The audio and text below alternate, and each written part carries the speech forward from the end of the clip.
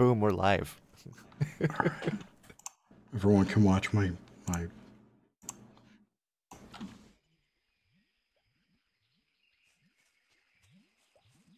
I'm supposed to. Ah, sucks. I want to play my mage.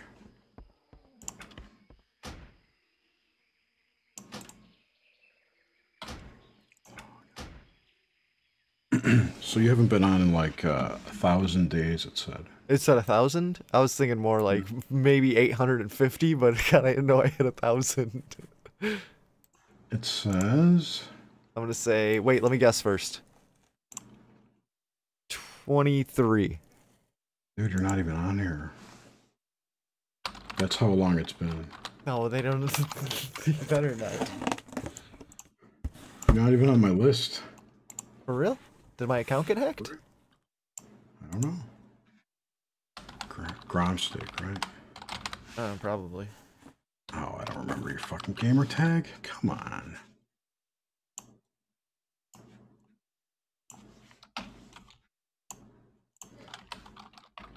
See, a lot of these vape flavors. You're not on here, dude. That's weird. Well, now I'm gonna have to log in to make sure that my account's still intact. That's cray-cray. Right. Breaking news. Do you like my character's name? Barry Heaver Barry Heaver. and Kelly Smund. Kelly.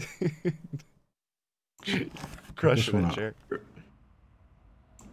Oh, Anthropus? Elvis. Man. Nice. Doesn't look like Elvis. Yeah. That's the one that I know. The classic. Yeah, he's got new shit too. He's badass. Check this out. I don't know what it is, but it's cool.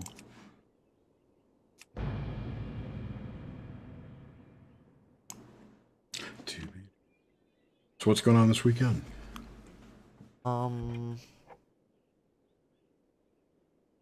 Think Sunday we are doing Leopardy round 2 with the Grimerica boys.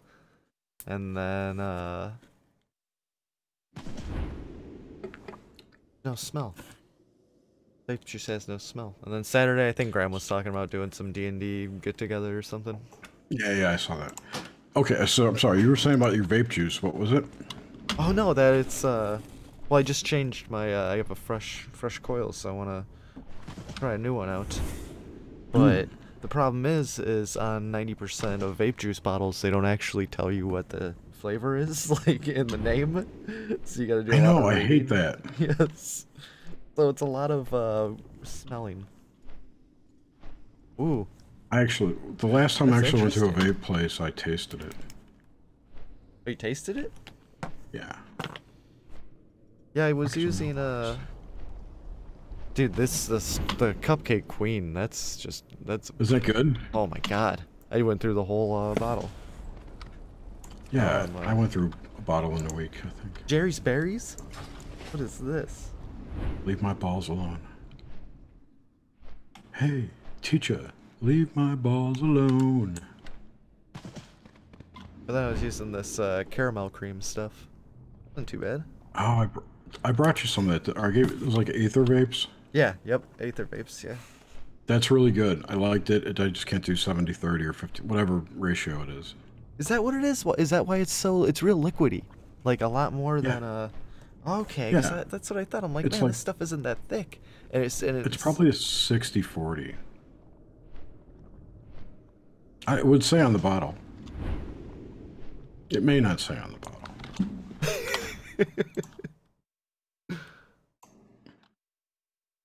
This is boring. made in Texas. Yeah, I actually sort of halfway know the people who make it. Dude, Cloud Thrasher, Slutty Cat. What? Sounds like my kind of woman. Aether. I don't even know if they're still in business. Dude, that stuff smells good. I think I'm gonna try this out. Oh, it's delicious. The Slutty Cat? Yeah.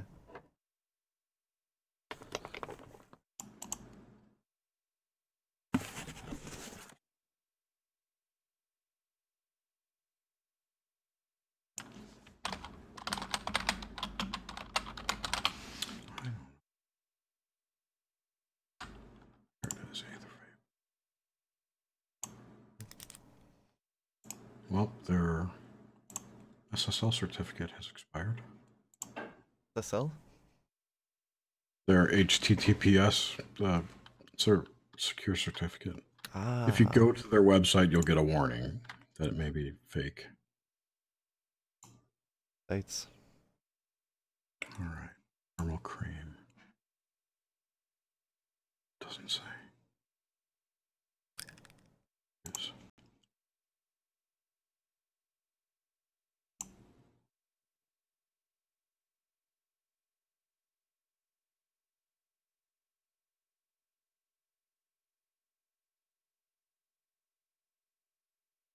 Okay, so it says the rejuice uses flavors that are PG based, but they don't add any extra to the mix. So they're mostly VG. They're max VG. That's the vegetable glycerin or whatever? Yeah, that's what you want. It's going to be real cloudy. More flavor. Less throat hit, basically. More flavor, more clouds, less... It depends. You can get less flavor, too, if it's too high.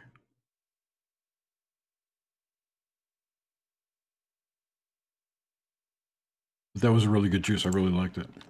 And this one is all... It says kosher. Propylene glycol. Kosher vegetable glycerin. Yeah, that's usually... It's all kosher. It's all got the same magic on it. Exactly. What is that? Does that just mean like a rabbi blesses it or something? I guess. I don't... Or they use only certain types of pre-blessed ingredients. So, I don't know how they make vegetable glycerin. I assume they extract it from vegetables. I don't know what kind. I'm going to find out. Man, just filling up my tank took up, it's like 8 milliliters or 7 or 8 milliliters. Took over half of this bottle.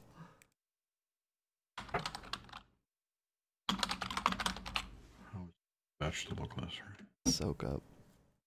I found it. Found it?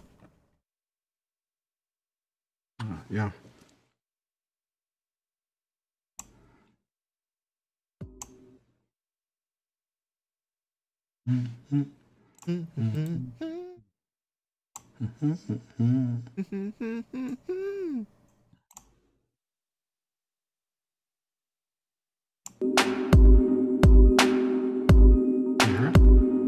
Oh yeah, it's coming through hot.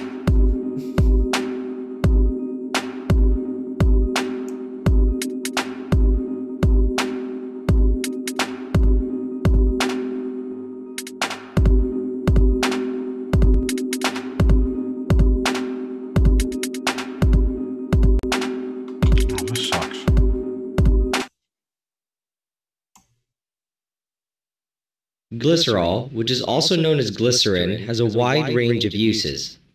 Some of the most common uses are in food products and pharmaceuticals.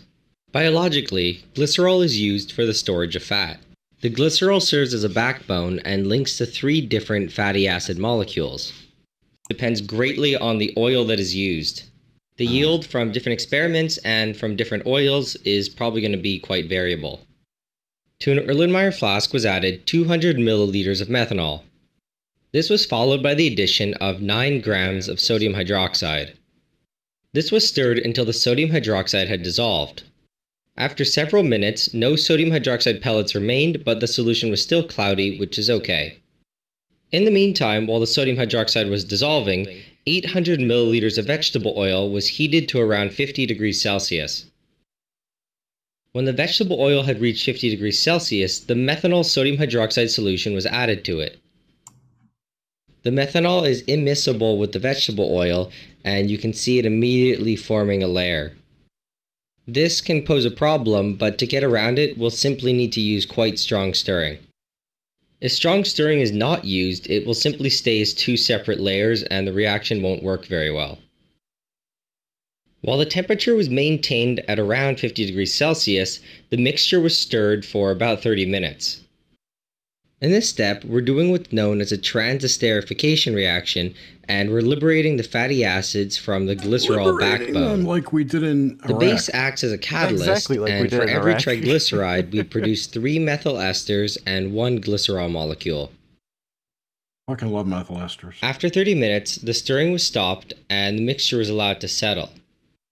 It should be given at least an hour to settle, but I left mine overnight. Oh, he's cool. It's separated mainly into two different layers, where the dark lower layer is mostly glycerol and the upper layer is mostly biodiesel. Dark lower layer. The liquid portion of the upper layer, containing mostly biodiesel, was transferred to another container. This biodiesel is crude, but all that really needs to be done to it to make it useful is to wash it with a little bit of water and then to dry it. However, I'm not very interested in biodiesel, so I discarded it. You can see in the Erlenmeyer that there's a liquid portion, but there's also some chunks. The chunks are most likely gelled biodiesel, which tends to occur at some lower temperatures. At the bottom of the Erlenmeyer, I'm left with a messy mix of the gelled biodiesel and the glycerin. To separate them, I added the entire mess to a beaker.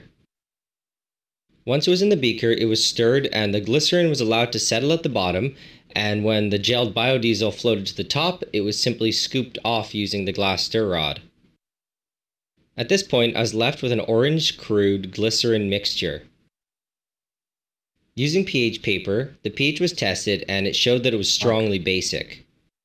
To the crude glycerin was added a total of 17 milliliters of 31.45% hydrochloric acid. The addition of the hydrochloric acid will react with the base to form water and salt, which you can see precipitating out. The addition of the acid will also regenerate fatty acids from their salt form. The goal... Alright, so basically vegetable oil. Yeah. That's what they Science. make it on. Science. That's a great channel. I don't know how I got unsubscribed from it. But they have all kinds of, like, how to do this, how to do that. With chemistry. Chemistry's cool. It's like programming. Chemistry is cool, stuff. man. Yeah. What? It really is cool. It's just, I wish... well, there's always time. I could, There's cooler shit to learn. Yeah. There's so much cool shit. Much cool shit to learn. Never time. Or there is time, but never enough ambition. That's my biggest problem. Motivation, not ambition. Okay, yeah. Motivation might be it. Fuck.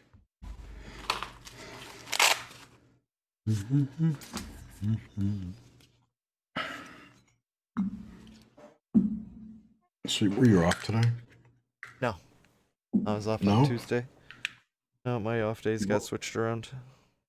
Tuesdays and Sundays, or?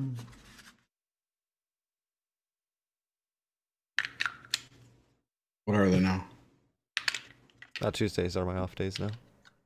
Only one day? Tuesdays and Sundays. I don't really. I'm always off Sundays, so that's like my one guaranteed day off. Because it's church day for you. Well, yeah, obviously. I have to go worship my Lord and Savior, Jesus Christ. Our guest pretty much called him a demon last night. It was kind of funny. Is that what happened? No, nothing bad happened at all. I mean, it was just a great conversation. Called him a demon. Yeah. But he made this comment, like, it was in the after show, which I have to edit, about how I can't believe all those poor Roman Catholics still believe in that. Was the other night I was showing that statue with the nuclear explosion and Jesus coming out of it? Yeah. That shit's crazy. Dude, it is. It's ridiculous. All right. They're a death cult. It's true, they are. Dun, dun, dun, dun, dun, dun, dun, dun, dun.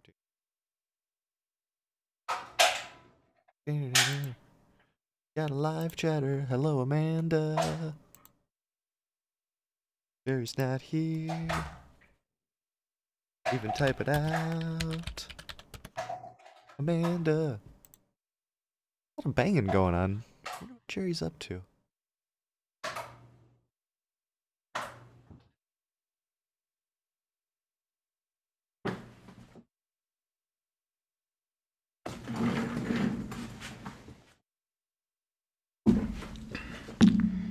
Hey, Jerry.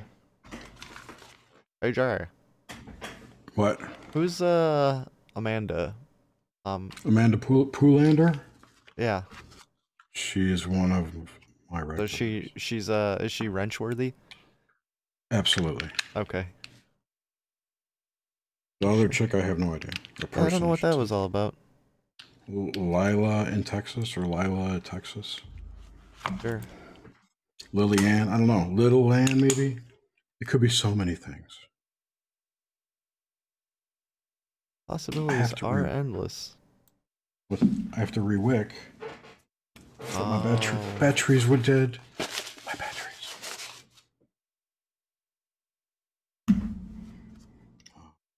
What's in here? Wicking, we'll have to wait. I think I burned through one because it's not vaping well. Wicking. And it's making this noise. Ooh, yeah. Like the wheezing at the end. Ooh. Like it's screaming. Huh? Like it's screaming at me. I'll scream. Like when you cook potatoes, you know? Okay, yeah, you gotta wait for the scream. This is what I know about potato cooking. Making hydrolyzed sulfate from urea and bleach. See, this is the kind of shit this guy has on his channel. How to make chloroform. Making an internationally banned pesticide. All right. What, like some? What is DNA and what does it taste like? Deoxyribonucleic acid, or DNA for short, is the molecule that carries the genetic information in all living organisms. Pouring different acid on my hands.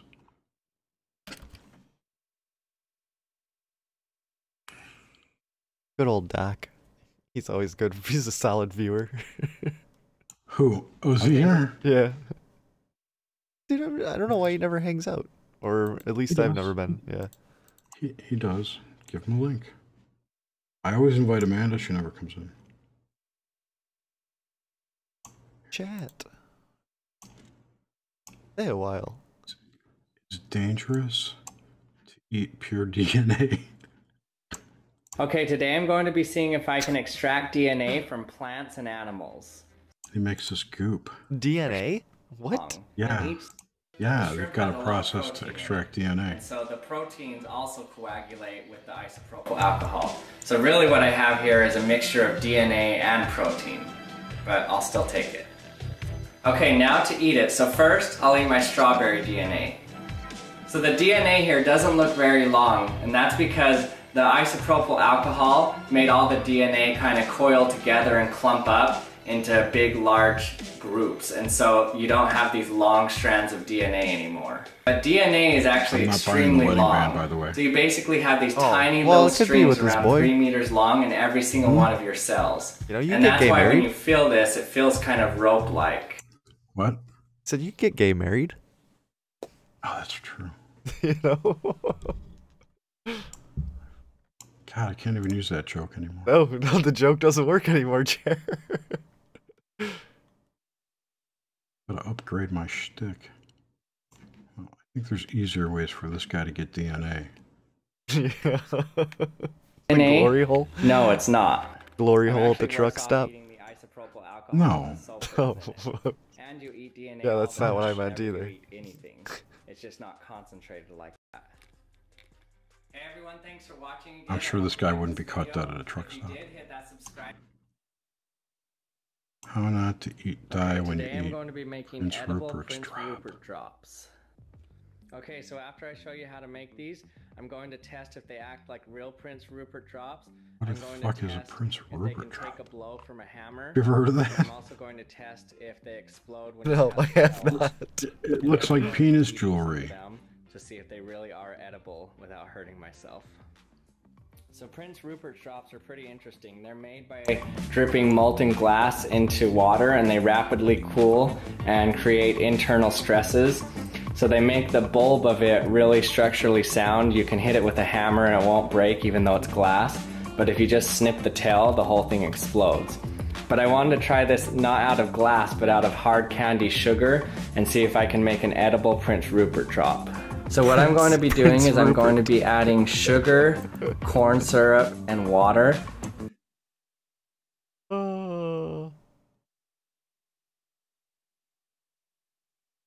make things invisible. Okay, to start off, I want to ask a simple question. How many balloons does it take to float? Oh, here we go. Helium, and I have like a bunch of friends coming. We're gonna do what he's doing right there, tie a bunch of balloons to me and try to fly. We literally have like 10,000. We're gonna go till I get off the ground.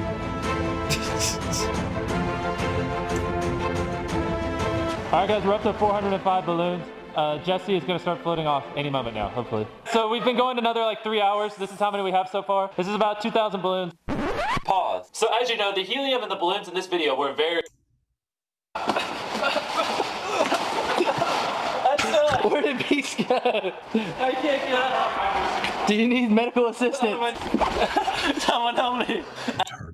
We're gonna slowly let go of him, and I'm gonna be under him to catch him. So everybody lift him up high. All right, go. Oh, dude, it worked! Oh my God! Throw him up. It's working. You're flying, Jesse. I feel violated right now. He's so lightweight. Look at him. Dude, it's like picking up a feather right now. Here we go. Up. All right, up. All right, ready? Surround yourself with 7,000 balloons. Lifting me because I'm... Don't you think there's got to be an easier way to do that? Yeah, you'd think so. Hey, Doc's here. Hey, dude. Electrogravitics? That'd probably be an easier way.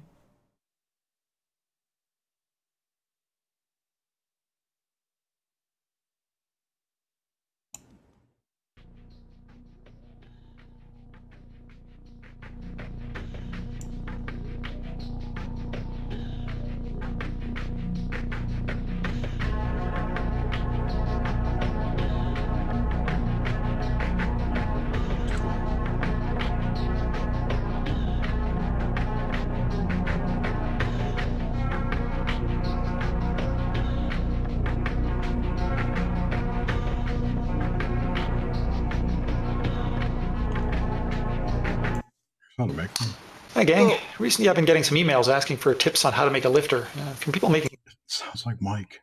I saw on my website the lifters I've made many years ago. So I thought I'd make this step-by-step video on how to make a very simple lifter. Hope you find it useful. Before I explain how to build this lifter, I just want to go over a few points. Don't touch it after you make it. These are lame. Ow. Just getting triggered. No, it's just, it's frustrating because we all know there's something there, harness, or to turn off, or however it works. It looks like, what's his face? It is Sean David Morton. I think he's in jail. Probably.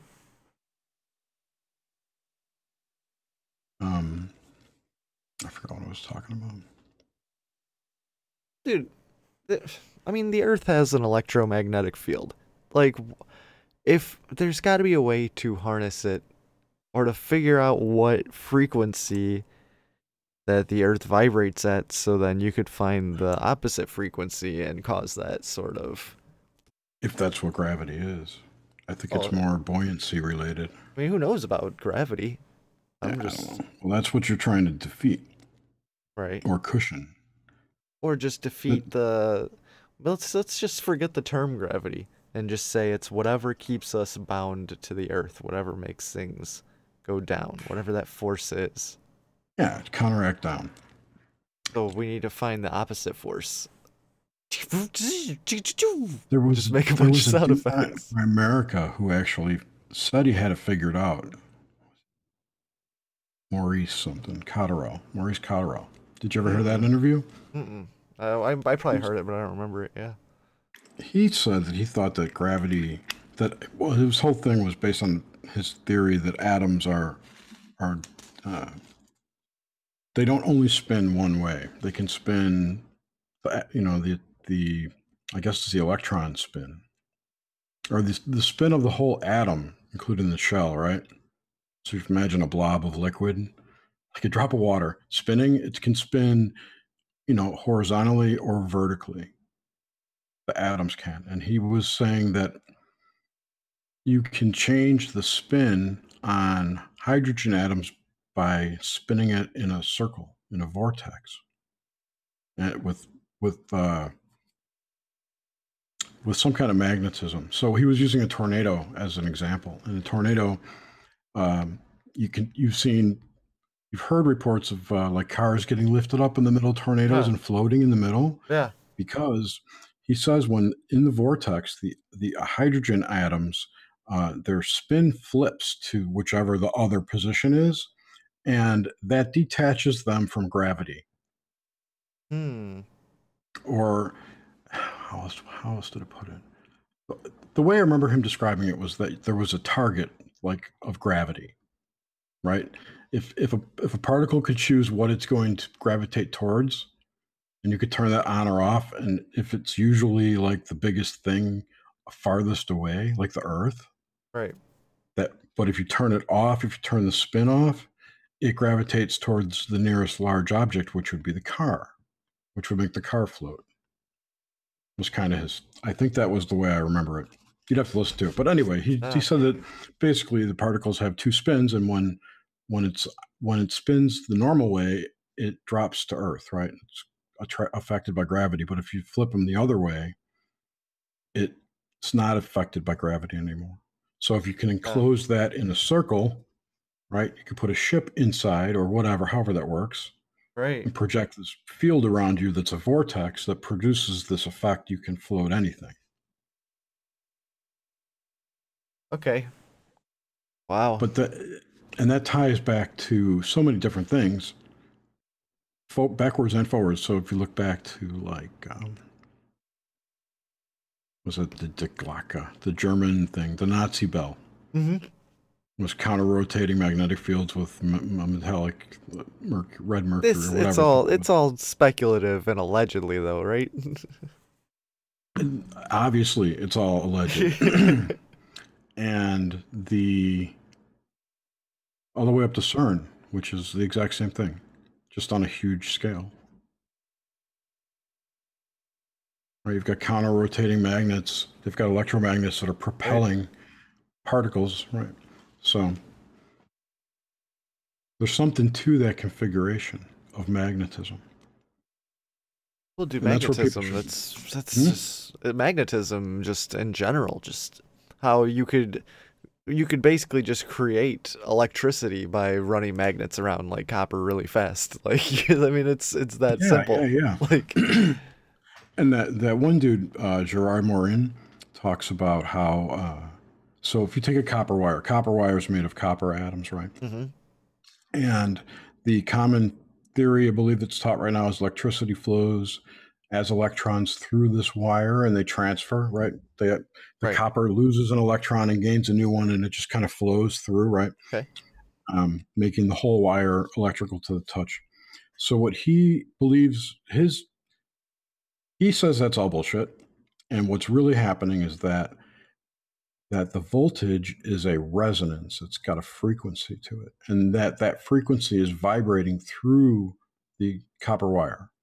So the electrons aren't jumping, they're vibrating and passing the vibration on. So it's the waves passing from electron to electron to electron to get through the wire. And the higher you turn it up, the higher the voltage, the higher the frequency, the higher the voltage. So he's found that he says that it's all resonance based, and that's the whole key to Tesla stuff. I mean, dude, I buy it. I think frequency and just that whole vibrating and the resonance, that's everything, man.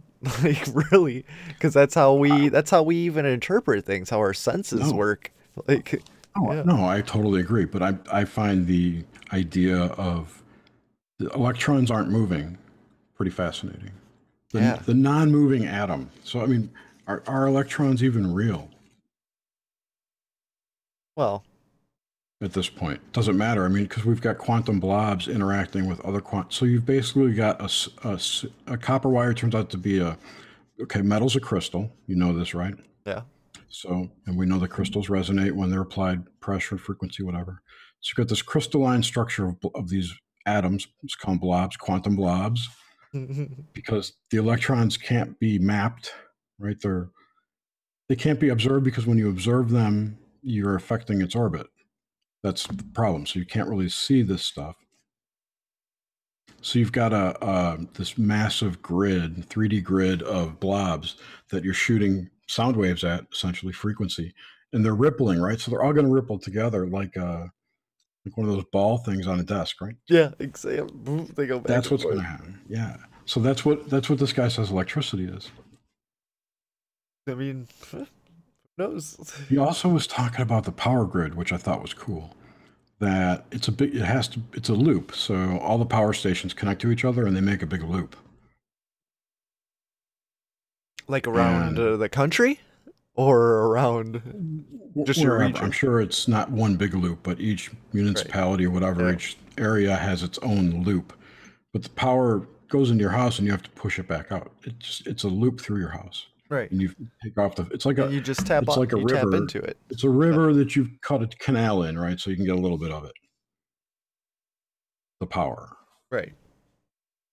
And it's AC power, which is really super high voltage and super high energy because you have to push, it doesn't travel as far as DC. So you have to put a lot of energy, I believe, into it to get it out. So it's dangerous. AC power, like 100,000 volts of AC will kill you, but DC won't. Makes sense. So last night in my show, we were talking to these people, and the wife, Chris, was she's a dowser, right? The rods. Yeah, dude, that's always been so interesting. Yeah, the water witches. Yeah, well, dig this. She was dowsing her smart meter, and it made a repeating pattern that was closed, open, both left, both right, both left, both right, and then it would repeat open, close. Her smart meter on her house, like she would just put the rods over it, and that's what. Yes. So she was talking about this was really cool shit. I totally forgot about it too. She was telling me about this guy they met who does this thing called biogeometry, I think is what it was called. I have to listen to the show. The show's real interesting. Anyway, this is the post show. Yeah. What this guy has discovered is that when you have 16 of the same thing, they resonate a natural signature or something like that. They transmute distortion into clean waves, if you could think of it that way. It's like it could be 16 of anything. And to illustrate that, she said, what I do is whenever I get a new appliance, I put 16 dots in a 4x4 area on it, where she's got stickers now with them. And that like cleans the EMF that comes off of that device. That's crazy. It is crazy. But she said she put those 16 dots on her smart meter with a magic marker, and that pattern stopped. Well, it was interesting. Yeah. It definitely is, man. She was also talking how you can go around your house, you yourself, with your dowsing rods or your pendulum, and pendulum out the areas where it's coming into your house, the currents or whatever, and you put 16 dots on that spot and it will stop. Now, has she reached out to anybody else who is a dowser and has a smart meter, maybe? Because I'm curious if this is a common type of phenomena, or if she's the only one. Yeah, that's interesting. Because is she picking up on the radio broadcast that's coming out of the smart meter, or is she picking up the pulses of the inbound? But just a simple fact, because normally, like, when I think of dowsing, I just think, you're going, then when you find water, they cross. But having it go, like, separate directions like that, like, that's nuts. That doesn't even... That's just typical water dowsing. You can use those rods for divination. And open means yes. It means whatever you decide it to mean. Assign it, like a keybind. Almost. Right. Some people put inbound cross would be a yes and out is a no, but other people are the opposite. It's up to the person using it. They're divining rods, I've heard them called. Was that you or me? What? I don't know. I heard A noise? Is there a sound? It was that guy. That guy? That would be cool if he did. He says, do you think Trump will let the government shut down to have the rabble away from the office when the arrest warrants get served? Oh, man. It's a plan. Dude, I mean, it's all such hopeful. It's such hopeful thinking. Yeah, I think he... Dude, I don't know. He could be both. He could be both things. He could be, you know, horrible, cleaning up to take over. Like we've talked about this. Like, to one side it looks like a coup. To the other side, it's a cleanup. But who's cleaning up? Is it really a coup in cleanup's clothing? Yeah. Yeah, get your balls in here, dude. Get your balls in here. You said it. Balls. I did say that. And then James is in the YouTube chat saying, "Hey, yo." What are you doing? Oh, we're streaming? Dude, tell me next time. What? No, I thought I said that we were streaming. Nothing terrible was getting talked about. I was playing other people's videos. Oh, that's fine. We're still streaming. You know what was funny today? Oh my god! New episode of that famous campaign that we love. Oh, yeah? You don't even listen to that, do you? No. After the first time, that's all I needed to hear. Okay, I know what these guys are about. Look, where did the road go? Round table. Oh, Ren was on there. Everything is demons. I saw that. Breaking QAnon news. Oh, this one.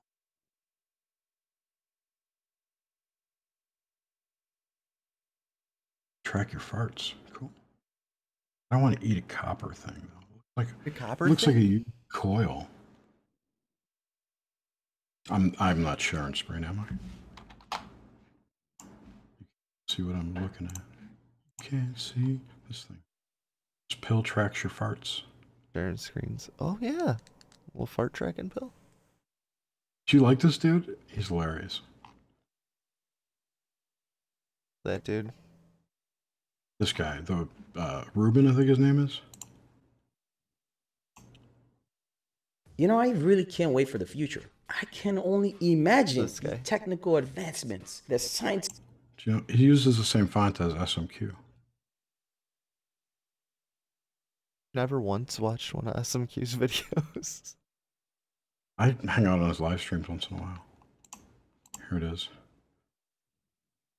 Yeah, I'd love to eat that.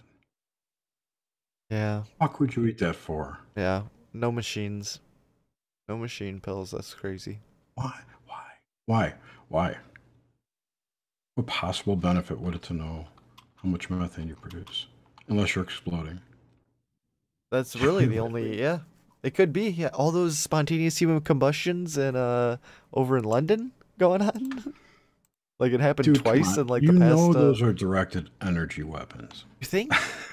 You really think so? No, I don't there are think people so. getting gang stalked? No, I believe people are getting gang stalked. Directive energy weapons, though? Oh, we know they have them. We just don't know that they're being used against us. Or now these tungsten rods? The railguns that they're shooting down from space? That's what all these meteors are? The tungsten rods are the Thor's hammer, right?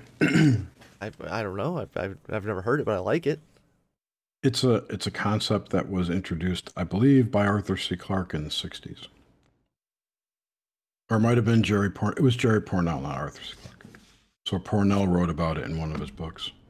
Interesting. There's a another handful science of fiction author. Science and fiction. Science fiction are the same thing, right? According to Bill Shatner. Oh, okay. That was a close one. Old Slick Willie Shatz. I remember he saying it, and it was at somebody got him at a convention saying it.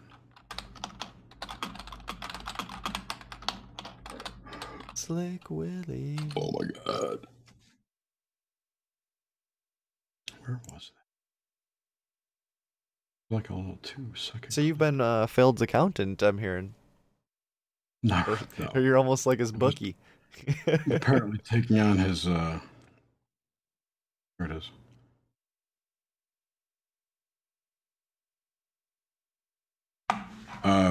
Taking on his tax burden, that's for sure. Oh, is that what's going on?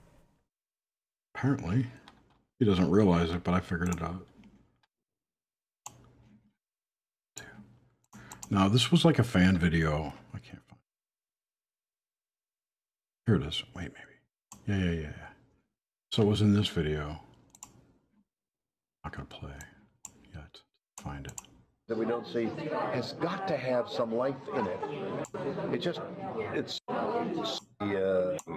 My question is, through your career and your writing and your acting, you've inspired so many people to enter the sciences. How do you balance science with science fiction? They're both the same. Did you hear They're that? both the same. Yeah. They're both the same. Science and science fiction. They're both the same. Yep. It's an interesting interview. I'll put the link in the chat for you.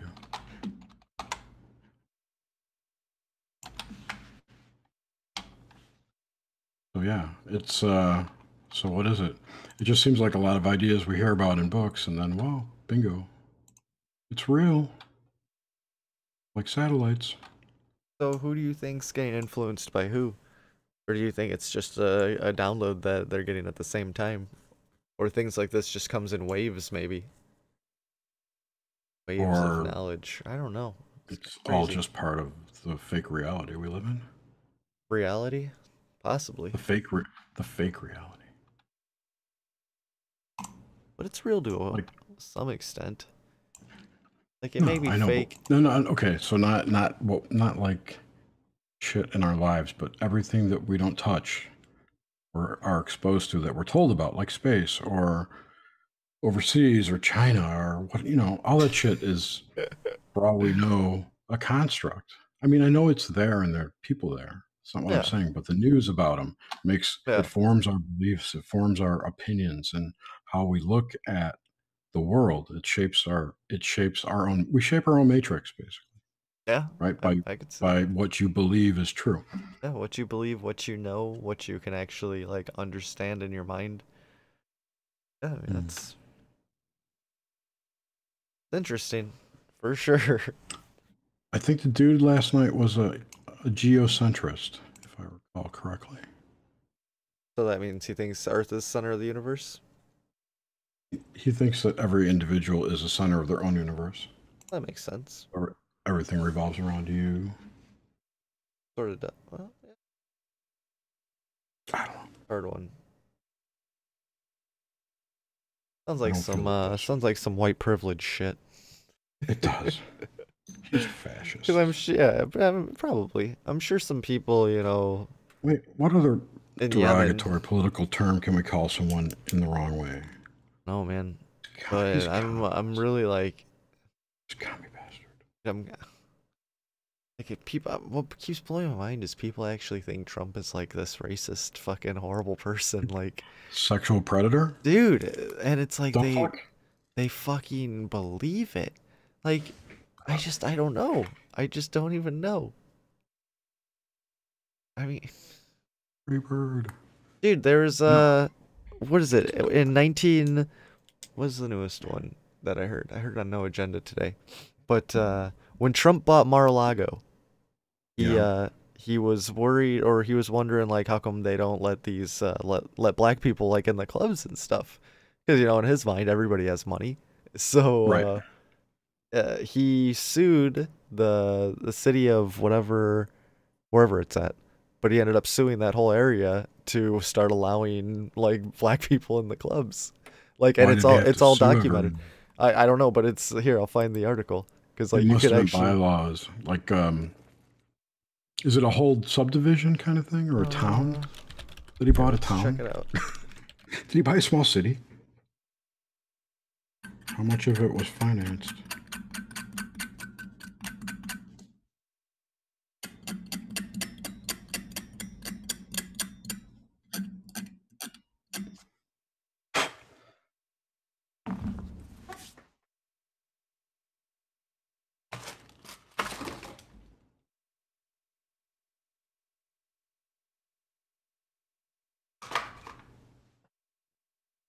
Q-tips. That sucks.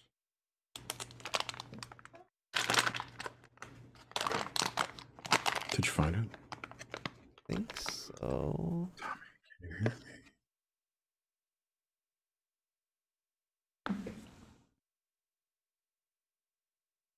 Look, my cotton's giving you the finger. Yes, it is. I get it. I get it for you. ASMR coil riddling.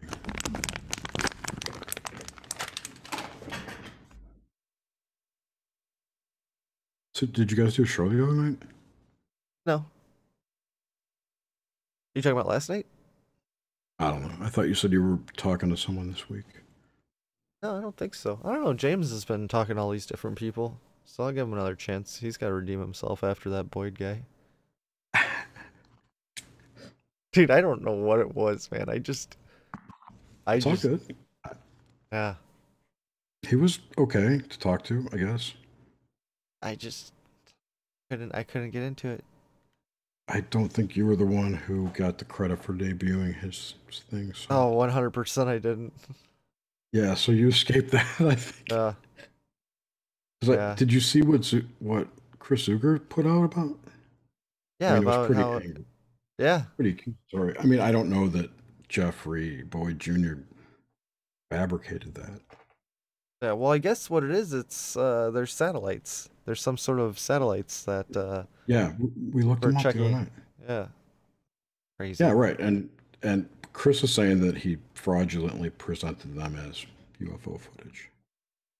Well, that's what I don't know. Yeah, he kind of was. Well, maybe not. Dude, I don't know. I think he's just trying to sell his new book coming out. Like, to be honest, that's 100%. Like, telling us he has pictures of these underground bases and shit, and it's like, what? Of like what? Like the dumb bases? Like where the aliens are? Yeah, like, dude, he's all in on that.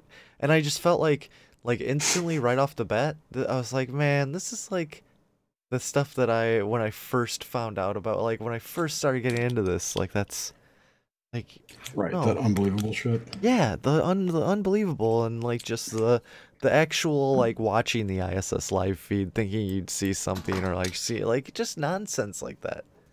People do that. Dude, I used to check it out all the time. Like, when I first started, I was like, oh man, look at this, because you'd see those clickbait articles where like people are seeing weird shit on the ISS live feed, so it's like, oh, I want to check it out. People do though. I mean, people do. There's lots of weird shit. It's mostly bubbles, but yeah, I mean, dude, but yeah, exactly. The space shuttle ones, those videos are the wildest ones. Oh, where they have the GoPros on them? No, there were no GoPros in the 80s. Space shuttle. Okay, I know what you're saying. Yeah. Yeah, they have like hours. It looks like they're in a fish tank full of plankton. It's really what it looks like. Everything floating around in there, and it's kind of briny. I don't know. It reminded me of underwater when I saw it, with these weird things floating around. Check it out sometime. There's tons of video. No, I know what you're talking about. Yeah, no, I've seen them before. There's things that move fast too. Yeah, and then it looks like they're chasing each other and shit. And yeah. I mean, well, that's like, the same thing. It's like when people put the night vision goggles on, they see that kind of stuff in the sky. Correct. So it's like, what's that all about? There are life forms in the sky. That's what I say. After seeing that last one I showed you guys, God, I can't remember his name now. Infamous Fan Club. I'll show you right now. It's a fucking cool video.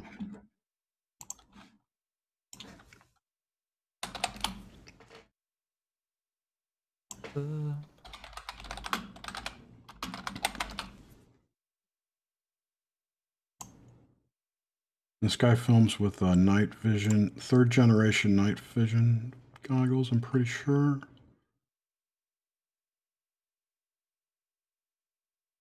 There it is.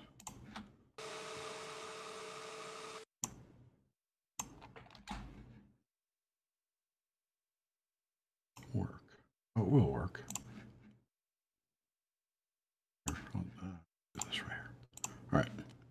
You see this?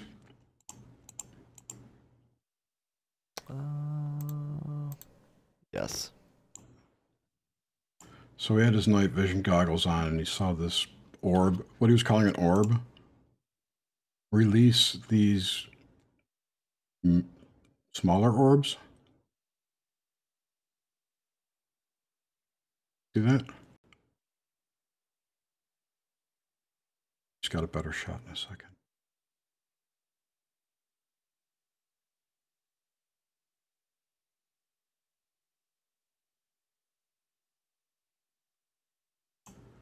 You can vaguely see there's connection between these things. Yeah, it looks like it. It looks like a jellyfish to me. Hmm? A growing jellyfish or whatever. Right. Its testicles are descending. I don't know. Testicles? Its tentacles are descending. I like testicles. Tensticles. It's tasticles. There he is. There's the man. So, anyway, when I saw this, and I've been thinking about this for a while too, it's just like, what if, I'm not saying it's aliens, yeah, and I'm not saying it's not aliens, but what if there are life forms that live in the sky in a different wavelength? They might be semi-intelligent. They could be just fucking giant bacteria for all we know. That looks like a jellyfish, so it's a pretty complex organism. You also saw triangle formations. Again, these are complex things. And why would the government do this? Why? I can't see them up there doing this kind of shit. I just think it's like an organism.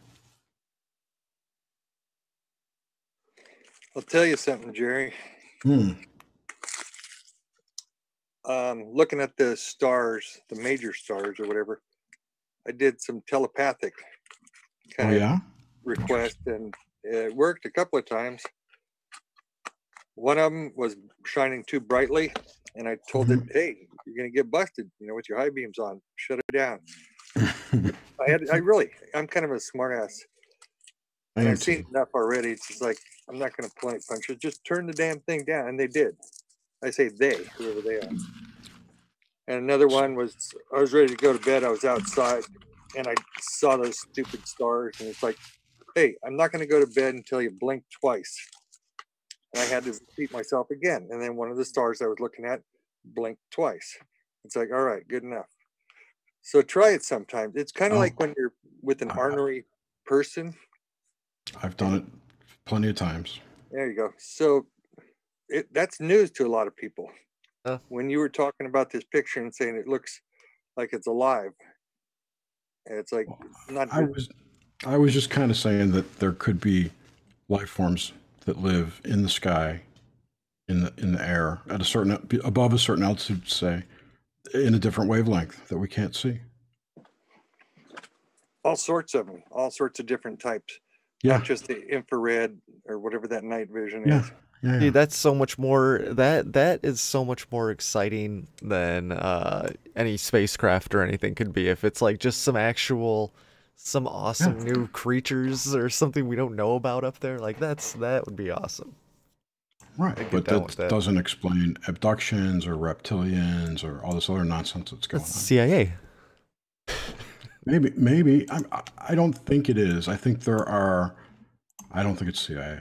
But whoever it is, I think there are groups of people who pretend to be that, like the MyLab thing, that phenomena. They pretend to be aliens. I heard they even wear costumes sometimes. Instead of just getting a mind wipe and a reset memory, of being probed by aliens, they'll wear costumes and fuck with you because they're dicks like that. Well, that's the. But like real aliens wouldn't do that, if you think about it. Why would they need to stick something up your ass?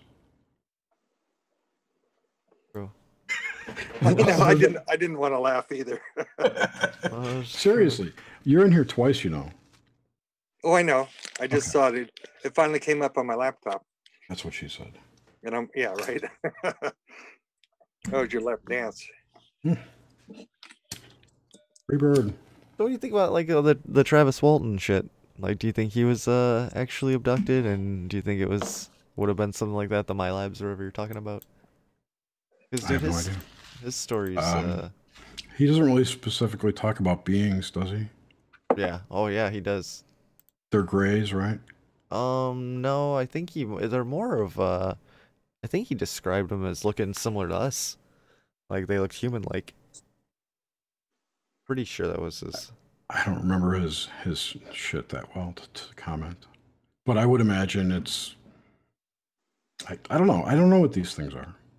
Half of me says they're all in your head, consciousness related, and the other half says there's other physical things going on. Hallucination. There's just not a lot of evidence of actual physical alien shit here. What do you think of the people with the scoop marks? That's smallpox vaccine from the 60s. I have one too. Well, no, but in like their stomachs and stuff, and like all over their body, not just like. Mine's in my back. I don't know. I'm not saying there isn't. Cat, for all we know, it could be a pharmaceutical company stealing skin samples to test on. What do you guys think about Stan Romanek? Amanda's asking in the chats. I heard he was a pedophile. Yeah, that's.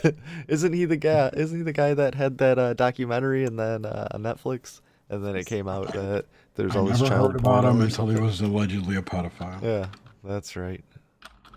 But I'm pretty sure he writes like ET story shit. He's an experiencer. But I don't know. I had an interesting experience, but only by the physical evidence. I didn't have any memory of it twice, both in late 2006, like December, and then early 2007, within a couple months.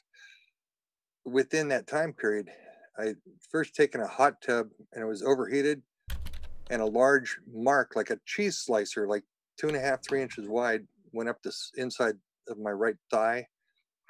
And there was no break in the skin, but you could see it when I was boiling like a lobster in the hot tub, just by the skin discoloration. And then it was from the upper inside of the thigh going downward to the outside, about maybe a little bit above halfway on the femur. And then about the middle of the femur, near that lower corner of it, there was a circle, a red circle with a dot in it, about a little bit bigger than a golf ball. Then within that month or so, I saw something on television where they interviewed some guy, and he was saying, "Oh yeah, I got abducted." He talked about whatever aliens, and he thought he saw a military peeking through the door or something. And the next thing you know, he rolls back in his chair that he's sitting at a desk. He says, "I can prove it to you." He rolls back and he's wearing a pair of shorts, and just pulls them up a little bit, and the camera shows the exact same scar that I've got. It's not a little 1/4 inch scoop. The thing's like 5 inches long and 2.5 inches wide, and then he's got the circle in the same place. And I ended up spending the next few weeks searching like crazy to see that same episode shown again, and I couldn't find it. I went to their archives for whatever Discovery Channel or whatever it was, and it was not anywhere in their archives. Somebody pulled it. Never showed it again. Now the funny thing was, like a month and a half, 2 months later, I was back in that hot tub, and the temperature thing was busted again, and it was cooking up at 108 degrees or something, and I got the lobster effect, and there it was all over again. I could see it because it disappears as soon as you cool down, at least for me. So I could see it again, and then I could see a second circle with the dot in it, just like the first one, and it was slightly overlapping the first one, and it was like, those son of a bitches got me again. So I considered doing some regressive hypnotherapy or something. I didn't follow it up because I ran into a couple bad apples. Yeah, that's what I've heard, man. Yeah, about that stuff, that they'll mislead you or like plant thoughts into your head when they have you in that state. Like, I don't trust the hypnotherapists. Yeah, because they can put in apparently a false memory. Exactly. Yep. And it's like, nope, I'm not going to start opening up to somebody. There's one person I found that does that reverse hypnotherapy or whatever. And I just happened to know the leader of the MUFON groups up here in 2 different counties. And I went to a meeting and I saw her, and I've known her for a while, probably about 8 years. No, maybe a little, 8 years ago, maybe. And I mentioned this, and I thought she was, gonna help me out a little bit. Yeah, she knows good people. I threw a name at her, and she says, "Oh no, I've got a better person for you. I want you to go to what?" And I never did, because all of a sudden I found I was being controlled by her to somebody that's already tied into something. It's like, nope. So I never did it. So if you guys know who Lorian Fenton is, she's had her own radio show and stuff, and she ran the first Super Soldiers conference. And it's like, okay, I'm just going to stay away from her. She's been CIA probably compromised, yeah, one way or another. So like those experiences, you really have to. You've got basically 2 choices: humans did it or humans didn't do it, and work back from there. So if humans didn't do it, then who did? Dun dun. Well, I mean, that's really the choice. So if it's not humans, where do they come from? Then you can explore. You can chase that rabbit. I believe this whole thing was human in all aspects. Yeah. So I don't believe any non-terrestrial, non-human being came down and pulled any of this monkey business on me. I got to mute for a minute. Yep. So in that case, why? Yeah. Yeah, that's what I why? You're looking at either harassment, intentional harassment, or these people are special. Right? Why else would they be targeted that way? I don't understand. And it's not DNA, unless bloodlines, DNA, all that kind of stuff. Yeah. So you're special. So they're harvesting off you.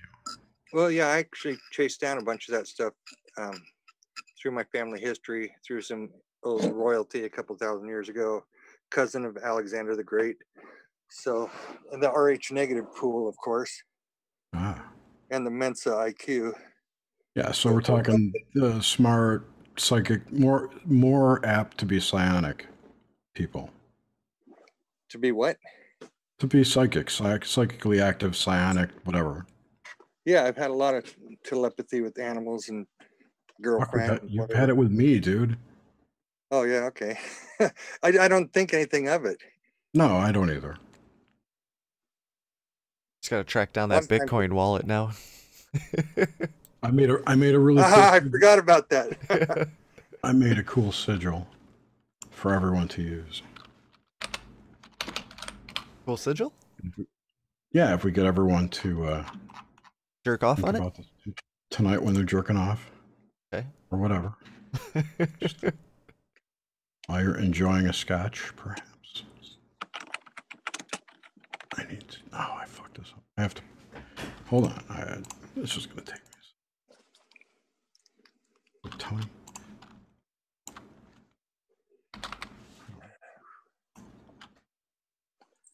I have to. I thought I installed GIMP, but I guess.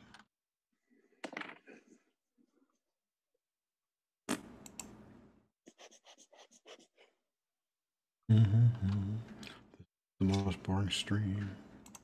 Well, Amanda mentioned her ESP in the YouTube chat. Amanda should come into this chat.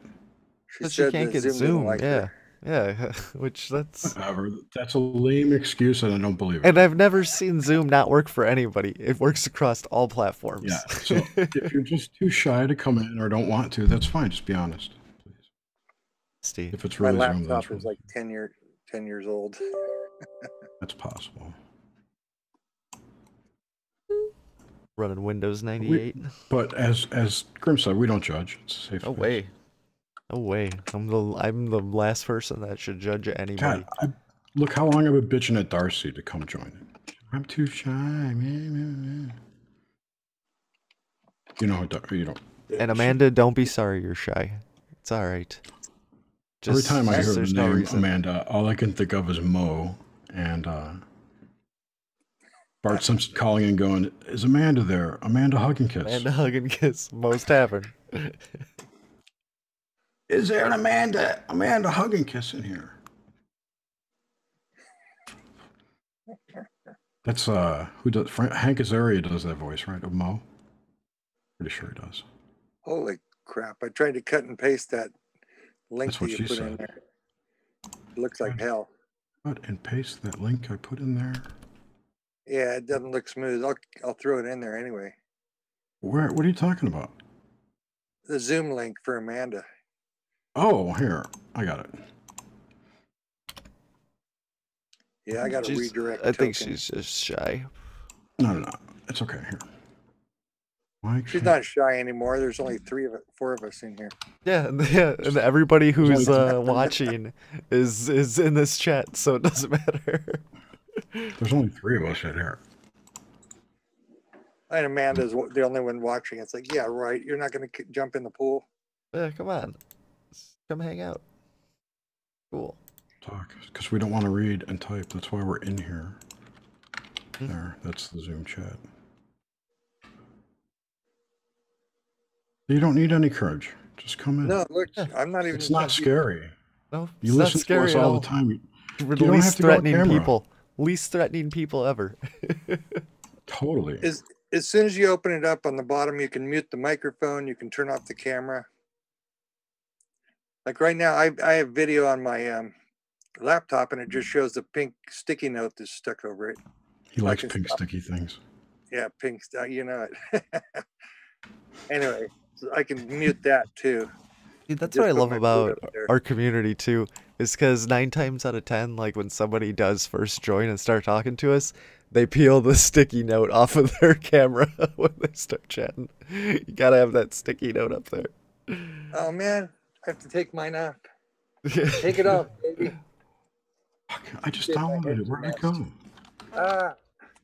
Oh, this thing's bent all over the place. It's just barely balancing up. Hey, there it is. Come on, Amanda.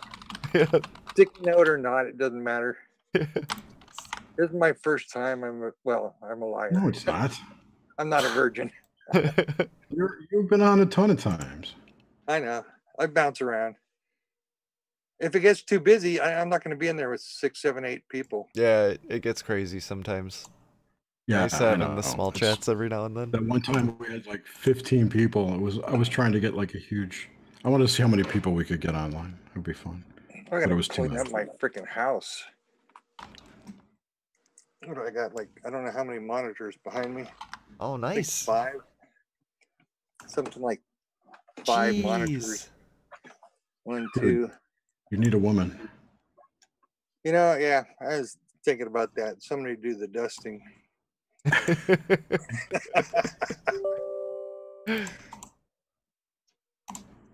Did you hear that lame sound? Doo-doo. Hey, you dick. Come on, Amanda. Don't give us any excuses. Oh, come on. I wouldn't be able to understand her accent? Don't hassle her. Yeah, we can. Unless you're like some kind of crazy Scottish woman. Well, I can understand Cockney and also Scottish. And even though it sounds like some people are talking with the mouth full of marbles, it just takes a few minutes. And it's like you understand the context of a sentence fairly easily. Yeah, absolutely. There was a great episode of The Munsters with somebody got Grandpa was looking for Herman, right? He got lost. Herman got lost. Okay. It happens, right? So he walks to a police station, you know, as Grandpa, and the policeman comes up to him and goes, "What'd you lose, Pops? Your marbles?" This is a great line. I love The Munsters. Well, there's the chat. Oh shit! I gotta eat dinner. Oh crap! What did I do? What did I do? We should write an opera or a musical with lines from like Alex Jones. Wait, somebody did that from a Grimerica episode. That would be funny. Do like a play, a musical. Based on Grimerica podcast? Could do it. That'd make it on the black budget for sure. Absolutely. We can, what's his face? Cliff Wall can do the music. Yeah, he would love to. Okay, that's what I just missed that link that Jerry dropped in the chat. I just found it. Deal. Fuck. No image to paste. Copy. Working on it, guys.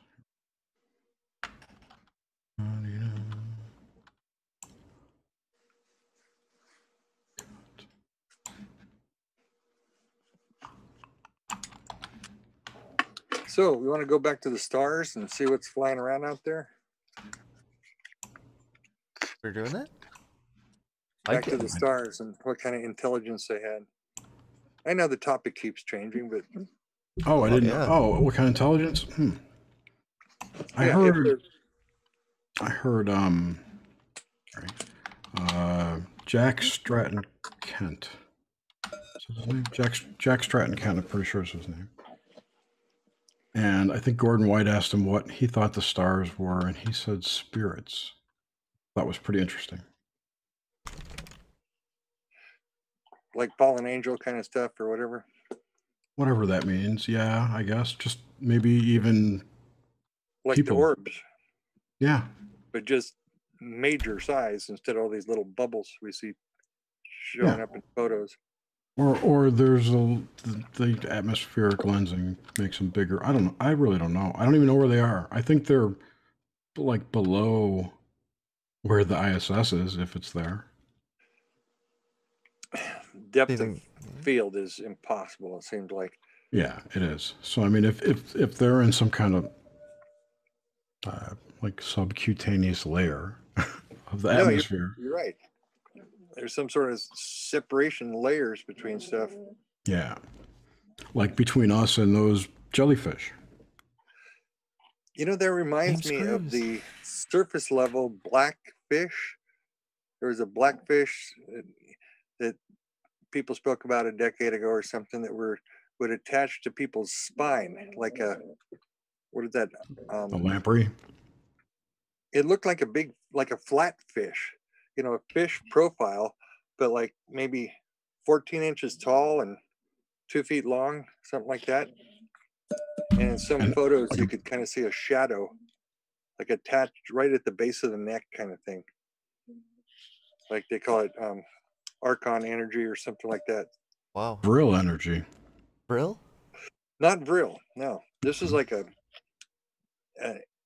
would take, like it would suck out any happiness or good energy and keep that person in grumpiness or anger or fear or something. And that's actually what they lived off of. It was a malevolent type of spirit. Oh, spirits. Oh, and that, like, this the Lelouch. Whatever that is. Yeah, I learned about. It's the opposite of that, actually. The Lelouch. It's the opposite of who just left. James did. James popped in, and I think he's probably having technical difficulties, but he'll be. Okay. Well, Lelouch is a term from Robert Monroe that it's the negative, it's the emotional energy that people give off when they're upset or in fear. In the early 80s, I think 84, I ran into his book. I don't know if he's already passed away by then, but all of his experiences are in the 60s, weren't they? I think so, and the 70s. I didn't read his book, so I can't tell you. But yeah, they were a while ago. But his institute is still around. Yes, it is. I think maybe his son or somebody. I want to say it's his daughter, but whatever. Yeah, totally. Yeah, I don't think his stuff's invalid at all in any way. It's like everything else. It's his experience, you know? Yeah, a lot of people have had those silver cord experiences. Mm-hmm. Yeah. I'm fairly confident that that's real, the silver cord thing. I just don't think everyone sees it. But that astral projection, kind of whatever they want to call it, they're still tied to this earth. Like they go up 10 miles or, I don't know, go up to the moon or whatever, and they get sucked back to their physical body. That's never happened to me. I had some different experiences, like through a iridescent worm tube tunnel, whatever, out into the massive cosmos is where you're like Sliders almost. That's crazy. I haven't watched Sliders. Dude, that's something completely different, like Monty Python. Yeah, it's very different. You're not attached to any planet or any physical realm. Right. You are free in consciousness with everything. That wasn't a dream. That was just a meditation. Yeah, that's awesome. It was easy to teach too. I figured out it takes 2 minutes to tell it to somebody, 20 minutes to practice it, and 40 minutes to apply it. There's the 3D factor, where you zero out your body, so there's no gravitational pull, no muscles, tensed or contracted.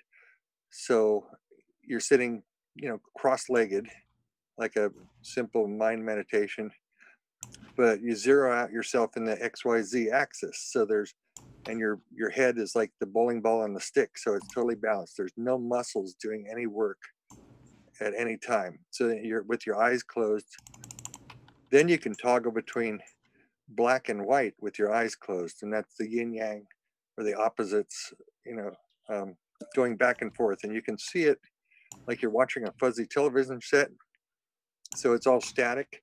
You close your eyes and you go, oh, it's black. And then you look a little more and you go, no, there's millions of little white pixels.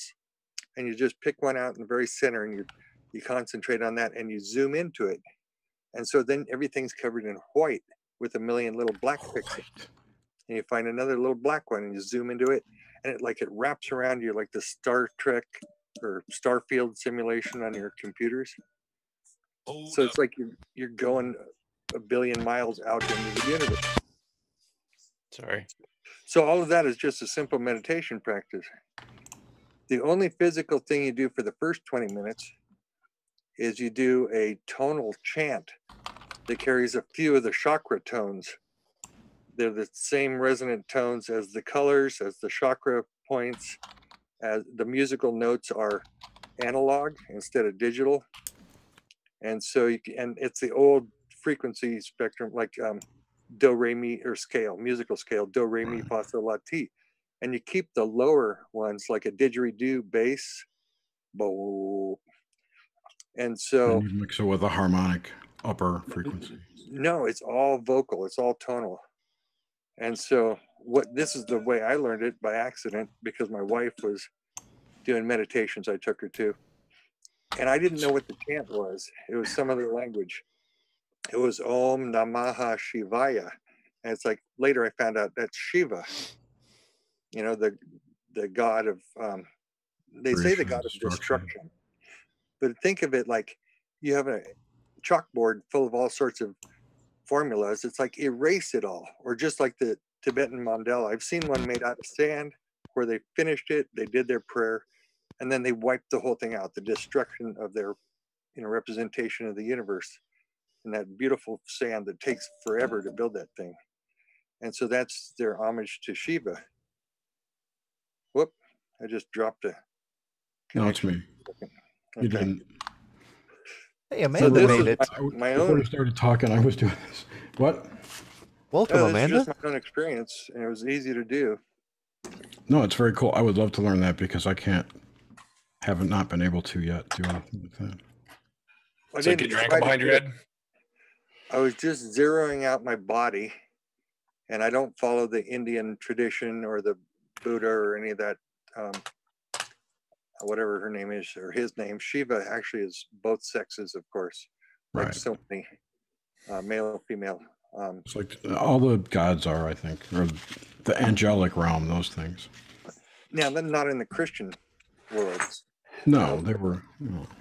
You couldn't really be against the term androgynous. Across cultures, what most other cultures reference is like the 7-point colored chakra system, and each one of those resonates with a tone, an audio tone, a visual tone, and it's like a frequency vibration, like a crystal base vibration. And that's why you can heal your chakras with crystals. There, people trying to explain it. That's why you can heal your chakras with crystals. Exactly. And people don't understand how the kings and queens the noblemen, why they had gold and silver and like jewels in their crowns. It's like the anatomic, whatever they call it, value of, you know, autoatomic gold or whatever the. Oh yeah, that monoatomic. Monoatomic, yeah. So the thing was, I looked at that a little bit. I didn't get into it much, but the crystalline frequencies reminded me, oh, this is my, you know, when I was 6th grade, I built a crystal radio with one little quartz crystal. And then I recognized along the way, it's like, oh, all the different colored crystals that the king has on his scepter. He's got red and green and blue and white or whatever. Each one of those, it doesn't matter what you call them, rubies and diamonds and emeralds. But each one of those has a base oscillator frequency, you know, determined by the copper or the, you know, whatever's in it to color those things. So those align with the chakra points. The royalty would have them. They would have the wisdom. That was a chakra connection through the mind with their crown with the jewels on it. Right, which were important. As well as the scepter. Why did they carry a scepter? And it's just like making a magic wand with a crystal on the end. Right. So it's like most people don't correlate these things together. Some of the ancient Hebrew priests used to wear a chest plate with gemstones in it. Like you can't. I never knew that. Can't see what I'm doing right now. It was a plate that they would wear. Whoa! Like, this place filled up quick. Yo. Hello, that guy. Yo. Hi, Amanda. You got your hand raised? Hi, failed. Yeah. Everyone, yeah, I can hear you. I just didn't want to. Oh yeah, no worries. Interrupt Dr. Mike. Here you go, dude. Check this out. Oh, the Levi's, yeah. Satan's breastplate. Whatever. That's not what that was about. I know. Oh. It's like these are the gemstones that alter the dimensions in the pylons from Land of the Lost. I saw a show about it, like a TV series. No, not even a giggle. Yeah, well, it was called. It was the thing about the red heifer. Damn, I can't remember the title of it. They were chasing down these jewels for that shit. Yeah. Oh, that was a TV show. Yeah, it was. Yeah. Was the dude's uncle or something? Yeah, I forget what that was, but I didn't finish watching it. But I believe they represent the 12 tribes. Each one has a gemstone, but these gemstones all resonate in a certain way that make their magic better. Yeah, I think the purpose was that it was used in conjunction with the Ark of the Covenant, and they would ask it questions, and it would communicate with the Levi's through lighting up. Do you know the geometry on that? Is it like Vogel, the Vogel crystal? You know Marcel Vogel? Oh, what's the cut of these gems? I have no idea. I don't even know if this is accurate. The placement of them. It looks like it's a 2x4 or 3x4. But it's a geometric pattern that it resonates in multiple factors. I'm looking at it. Looks like the tree of life. Exactly. That's exactly what Marcel Vogel's crystal is. It's like a bottle cap cut to me. I tried to click on one of those and the damn thing doesn't work. I tried to click on it, yeah. Anyway, this in conjunction with a scepter and or a jeweled crown, you know, powerful shit, right? That's all I'm saying. Dude. That's all I was bringing up as a correlation there. You know what it is? It's the receptor. So you can have as many crystals as you want. How do you receive? Come on, dude. How do you receive that? How do you use Maybe you need to wear that to talk to the Ark. That was it. Well, what's the Ark? The Ark of the Covenant? Oh, Dig was the name of the television show. Dig, Where's that echo coming from? So anyway, before I just want to stop showing this. This was that. I mean, who's making the feedback? Yeah, where's that coming from? Fail. No, it's Amanda. Oh, it's not. Oh, it's Amanda? No, Failed's muted. Amanda's watching the video. This episode of Where Did the Road Go is brought to you in part. Holy shit. Brought to you in part by your mute button. Or is it Graham? Brought to you by our Patreons. No, where's that? Now she's watching the video. Okay, anyway, this is that sigil I made, guys. Everyone needs to jerk off and think about this. I too late. Drew it. or tomorrow. Just think about I'm this. supposed to think about it? Oh, geez. Think about this picture. What's with the conditions? Ooh. Well, okay. So first buy some Bitcoin and then think about It has my brother's initials in it, so it makes me feel weird. I don't know. This is the intention. So There was those two girls in the hot tub with me. I remember. So the crypto markets will skyrocket. This is a public group magic test. So what are the autonomic things up at the top? This is the intention that I've written out. Yeah, and then there's a line under that. Those are the letters extracted from this sentence that aren't vowels. It's all the consonants. I see. And then I arrange them into a pretty picture. And then I draw a circle around it. So the way those letters are arranged, the way they're written, look very similar to how you do the this what the term is, the symbology around stage 1 of a controlled remote viewing exercise. This stuff? Mm-hmm. I just scratched them out. They're just letters that I've scratched out. And yes, controlled remote viewing is programming with a sigil. It's a target, right? It's a target. When the CRV people are working on a target, they have a certain process. Thanks for that. They have a certain process they go through, which does combine it into a sigil, which they resolve to numbers. However they. In the military remote viewing, it's like 4860 alpha, something like that. So right? the CRV that I always did was starting with a random number or a pseudo-random number or some kind of a tasking, some kind of a token to associate a particular tasking with a particular target.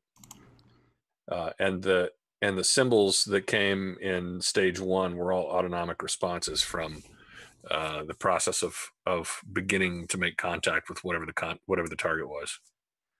So the symbols themselves didn't really resolve to anything other than to put the viewer in contact with the target. Right. It's an abstraction of both. It's like a double. I understand it, but what it really is a sigil construction. You've got an intention and you're focusing on the target and you're putting all the energy of that thought into this diagram. So I always thought the sigil was trying to manifest something physically that you were asking for, rather than trying to associate something. Or is it working backwards that way?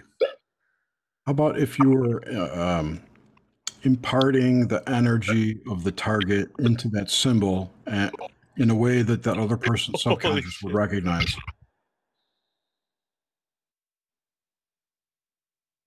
What the?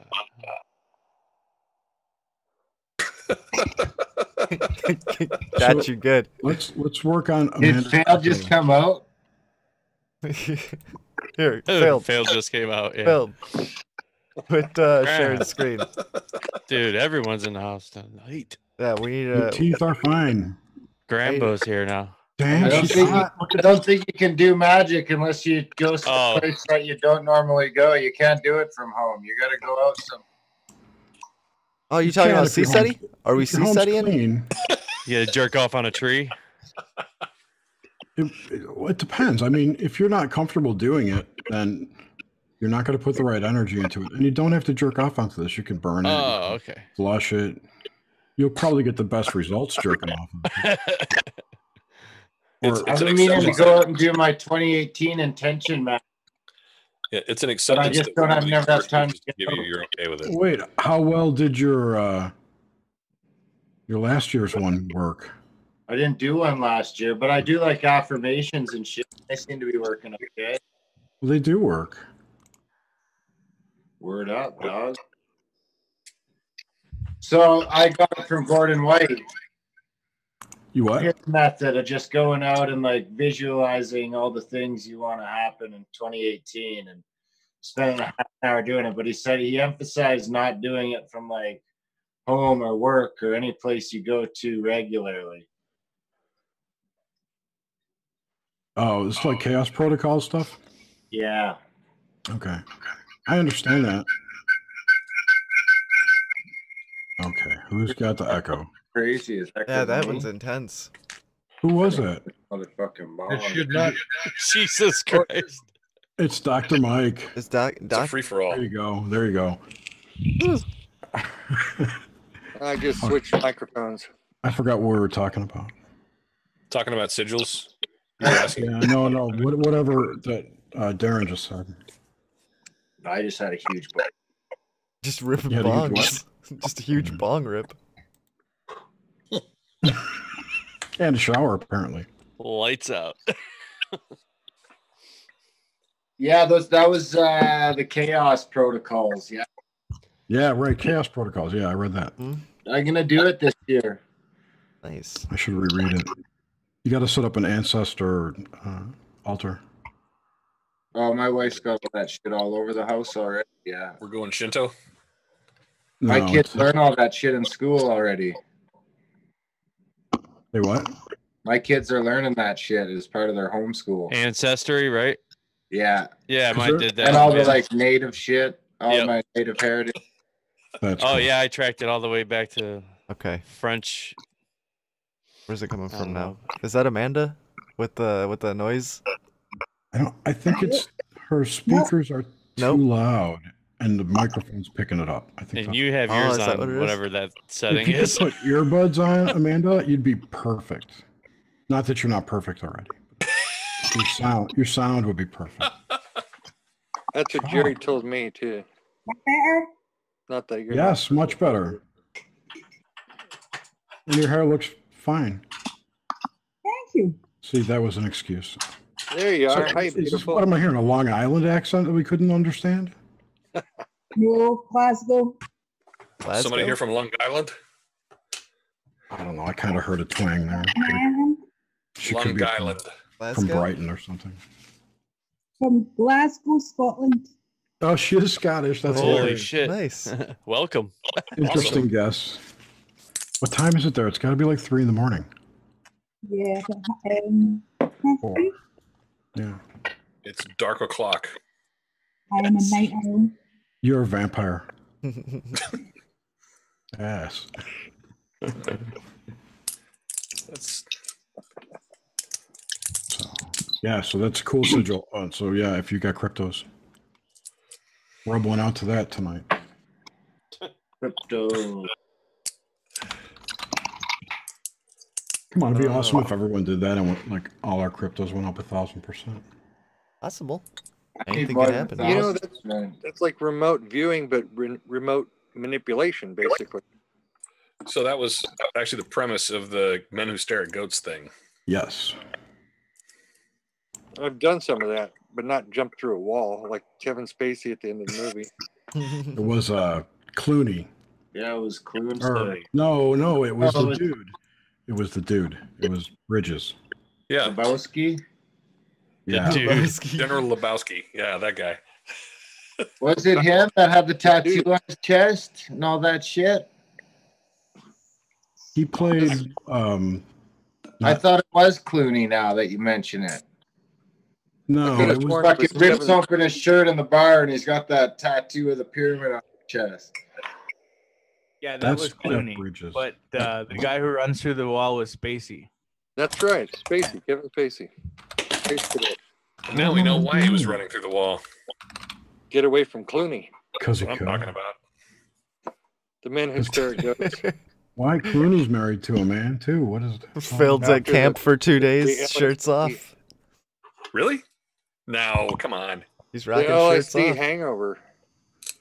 I After the don't whole camp remember. was That's a dude's name, but she's not a dude. Who? Amal. Amal Clooney.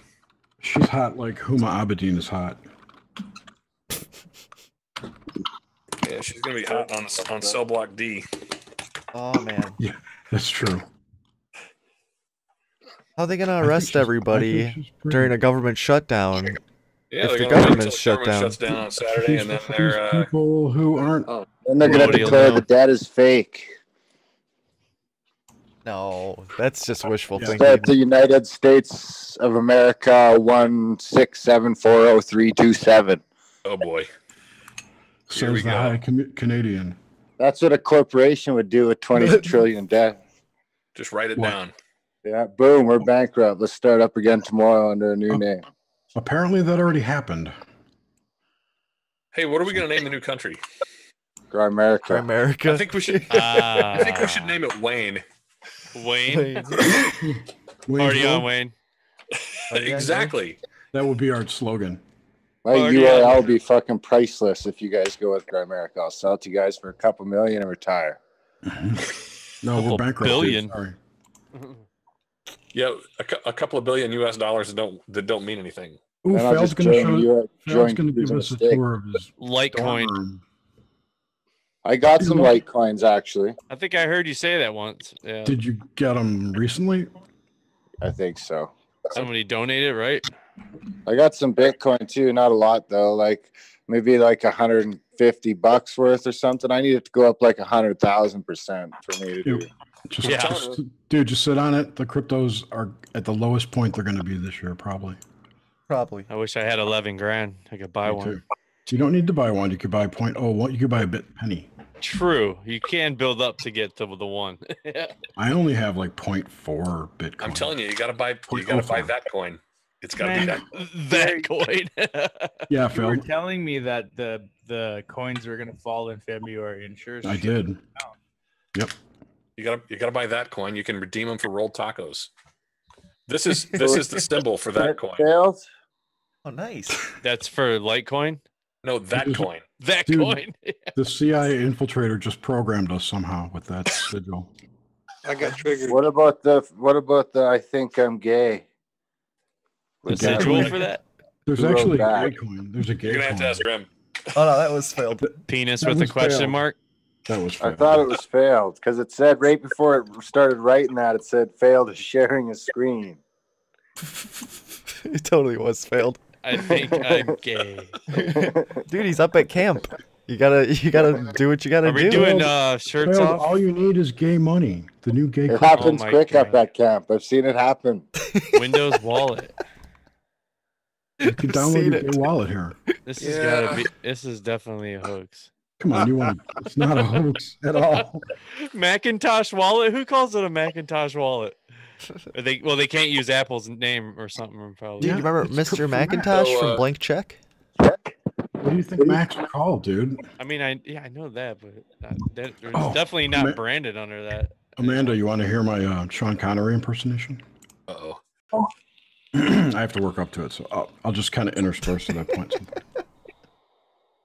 The enemy is in my sights. What's that? The enemy is in my sights. I'm Scottish and I can't even. I was going to say nice goat. Nice goat. No. Your mother, Trebek.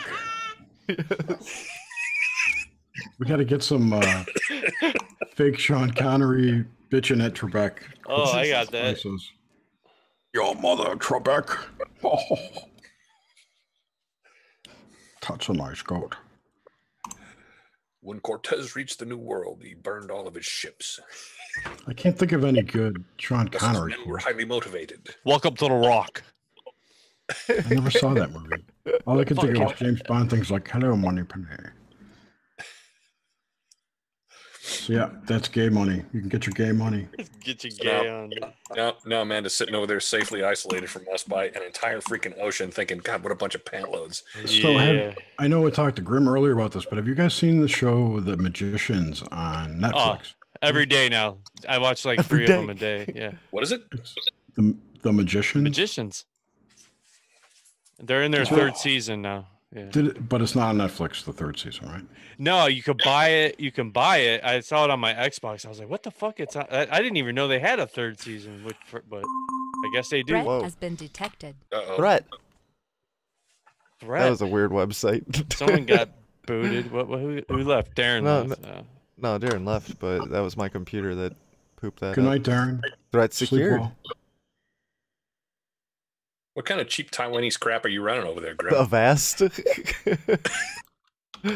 Avast. Avast. Me hearty. Get it. Fuck even my shit in camp. Come on. Do you want it? You know I do. Oh my god. My freaking eyes. Oh my god. What is going on? What's happening? For what's happening at camp, staying at camp, it's leaving a lot. It's leaving camp a lot. Failed. Oh, I'm completely butt naked right now. I'm a better person for knowing this. I totally forgot what I was looking up. I'm all by myself. You idiots. What were we talking about? A movie? The Magicians. No, Never mind. Magicians. That's right. Yeah, I mean, I'm pretty far into it. I don't know if anybody want to talk about it, or what do you want to talk about it? Yeah, no, I just wanted to download the new episodes. Oh yeah, yeah, Hey, download them. Yeah. Is there a show recording, or are we just sitting around bullshitting? Oh no, we're just live we're on live. YouTube right We're now. live. Oh boy. Yeah. It happens. Fuck it, we're doing it live. I do this in bathtubs too, so I'm not shy. It's true. Hashtag There's no words shame. here. No. Dude, no we were words having here. sex with each other virtually before. Dude, Don't write it. It's a safe space. Have you guys watched any of the Electric Dreams? No, that's on Amazon. Harry, that's a synchro. I just saw that as a commercial on the TV I'm watching. I was like, I should tell Jerry about Electric Dreams. No, I've watched most of them already.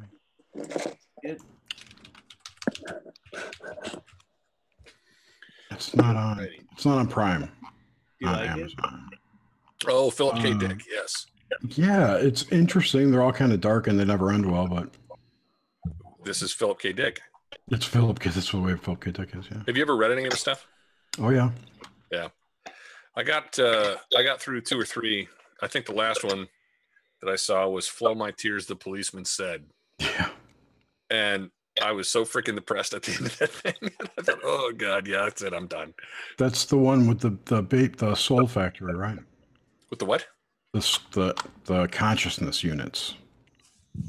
No, this was No, a you're thing right. about he had some kind of a mapping Yes. between some kind of drug that he was taking and the drug putting people in alternate realities. Yeah. Of course, if anybody hasn't read it yet and has been thinking about it, I kind of blew it for him. I don't think I read that now that I think about it. Retro spoiler alert. That's supposed to be one of, he says it's his favorite, I think, or one of his favorites. It was somewhat what do you got there, Doc? It was it's his, is it a Harley mug? Yeah. Okay. It was somewhat a precursor to Do Androids Dream of Electronic Sheep or Blade Runner. There was some of the technology pieces around it, like the flying police cars and things like that. And just the idea of police investigating unusual, weird crap.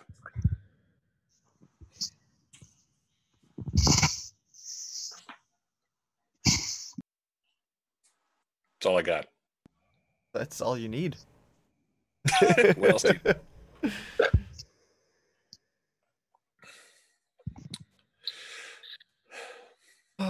Yeah, dude, I watched Blade Runner 2049. Pretty good. That was good. Is it good? Yeah. Pretty good flick. It's got that steady, like, flow, mellow tone, like, going through the whole movie, but it's really good. Yeah. Yeah, my impression of it was that it was the older guy training the younger guy thing, and the younger guy reaches some kind of epiphany toward the end. No. And yet doesn't resolve anything. Pretty much. Well, you think so, James? Yeah, that's definitely what happened. Oh, okay, all right. So this is kind of a common thread. It was like the same thing with Bartender. I know it's That's not what it's like at all. There's no yeah, dude, I didn't think so. mentorship established or anything like that. No. Right. It's not like that. It's like he's seeking out answers from Yeah, Deckard. throughout the entire movie. What's his face? What's his name? Ryan Gosling. There you go. Yeah, he's solo like the entire time. Yeah. Oh. Well, wait, half the time. Then he meets up with them at the end. Yeah. If we tell you more of it, it'll ruin it. Yeah. Yeah. But dude, it's but good. it's worth watching. Yeah. I don't care about surprises. So, but No, if he's an anybody knows- android too. He's a skin job cop. Skin Decker is? job. Yeah. No, the kid. Oh, see, I figured Mhm. Decker was a skin job because he was so good at identifying them. You know, pros No. recognize pros and all. He's not, and it's like 30 years later, so they've really improved it. and there's a crazy dude birthing clones, replicants now but he's searching for this holy grail, which is reproduction. For replicants. For replicants. And the kid is searching for the holy grail. The kid is looking for his mother. Does it have a mother? Was he looking for his mother? He didn't know he was a replicant at first. Yeah, because he was having memory. Like then he started. Well, he had those implanted memories. Like. Yeah. And he thought he was human. Like. Yes. Yeah. I think they all do up to a certain point. Well, apparently the newer versions, they don't care. They know Nexus 7s? No, they're not made by Nexus. They went out of business. They've all been outlawed. Okay. This new crazy dude on the block with crazy eyes. So this is like open source then. Oh, crazy eyes. What's his name? Jared Leto? I know his real name, but I don't remember what the name of the company was. It was like the new tech company. It was like Yahoo is Nexus and Google is the crazy guy. Soylent Google? Soylent Google. Pretty much. He's a pretty vicious dude for a blind guy. So Grim, what's the cat's name? Gwen? What is the cat's name? Gwen. Oh, Gwen. It's Gwen. Okay. Yeah. I thought you said did. Gwen. I said it as a question. Gwen? You fucking uptalker, you. Dude, I did. I uptalked. I broke my own rule. Just ban me from everything. From your own live stream. You're out of here. Just kick me out of my own stream. I have admin privileges. What is PUBG? PUBG. It's a game. Player Unknown Battleground. And people just. I still haven't played that. I've played. I have it now. Yeah. I wish we could crash other people's hangouts with like this whole room. Wouldn't that be hilarious? Just going to hangout raiding party. Yeah. Assimilating like the Borg. Or we just need to find a way to find like a call-in show, and just be able to like have one person call in, but that happens on OBDM. Yeah, dude, if we could just merge our hangouts. I love this dude. He's hilarious. This Ed from the Daily Rabbit Hole. Do you ever listen to this guy? No. Daily Rabbit Hole. It was a good video you shared earlier, though. By the way. Which one? The glycerin? We should play it. I didn't watch it. Maybe we can comment on it. No, it's like an hour and 16 minutes or something like that. Perfect. What video? The Jason Goodwin one, right? Oh, that one. I don't want to play Jason stuff, but I'll show you. The video will finish, and the first person that the system detects as snoring will be the person that ends up on camera, and they'll just. After all of the back and forth when they testified and the way they were acting, people were frustrated because it felt like it was gobbledygook and doublespeak, but that's because these guys knew the truth. They were sitting on information that was fixing to be made public because the OIG were the ones doing the investigating. It's a pretty interesting video if what that guy is saying is true. Yeah. Basically saying that before Trump was in office back in 2014 that 97, right? Was it when the OIG got neutered, basically? The No, it was after that. DOJ. Okay, so sometime between 96 and now, the Office of the Inspector General had their balls cut off. Basically, it's equivalent to what do you say? Internal affairs of the police department not being able to ask questions. Mm-hmm. Like that, you're not allowed to ask that question because of national security. So basically, they feel like they're getting the runaround and stonewalled by this national security business, and they should not have any walls around them. So this law, the law changed, and they got that ability taken away. It's probably part of the Patriot Act shit. I bet that's what it was. And that somehow got undone last year during the last bits of Obama's campaign or presidency. Yeah, it was a pretty impressive maneuver by the guy that was doing it because the people that were driving the whole thing. Well, it wasn't really driving the people that were that were making things happen were the Senate and the House. And this investigator had teed things up such that he was he was acknowledging and observing that, hey, listen, I tried to get this information, but these elements of the bureaucracy were stopping me from getting that. And I think it's probably in violation of the law, but because you people make law, you can do whatever you want and you can order them to do it. And they wasted $10 billion too. Yeah. So, and his appeal, actually, good point, Jerry, was that he was appealing to their sense of fiscal responsibility in that all kinds of money disappearing. Nobody knows where the hell it's going, and nobody's willing to answer questions. So, I think the Congress would be right in their it's within their rights and duties to investigate. Yeah, exactly. To demand accountability for these things. Exactly. So yeah. And by accountability, they mean turn over your fucking documents. Yeah, it's an extremely long game. It's a very, very long game. Yeah, but I mean, this guy kind of hinted at. Well, for one, he said that the original Q posts in October and November were legit, Mm-hmm. and everything after that is may not be legit. Yeah, it's at least suspect. It's suspect. So that being said, he also said that Trump was in on it from day one, or kind of hinted at that. Like before he would even just decided he was going to run, he knew that this was why. And Q kind of said this in the beginning, if you remember. Why did Trump run for president? Was he asked? Remember those? Mm-hmm. Yeah. Again, this is just another story. We can't really be sure, but it'd be awesome. I'd love to see the fucking chaos that would ensue. It's going to be hilarious. Suffice it, the end shall come, and then the end be known.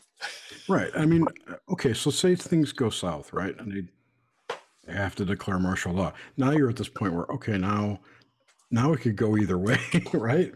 This happened in Egypt when they suspended the Constitution a couple of years back. Well, the Egyptian Constitution made a provision that the army was the arbiter of the Constitution. Right. And ours is that the Supreme Court is that. True.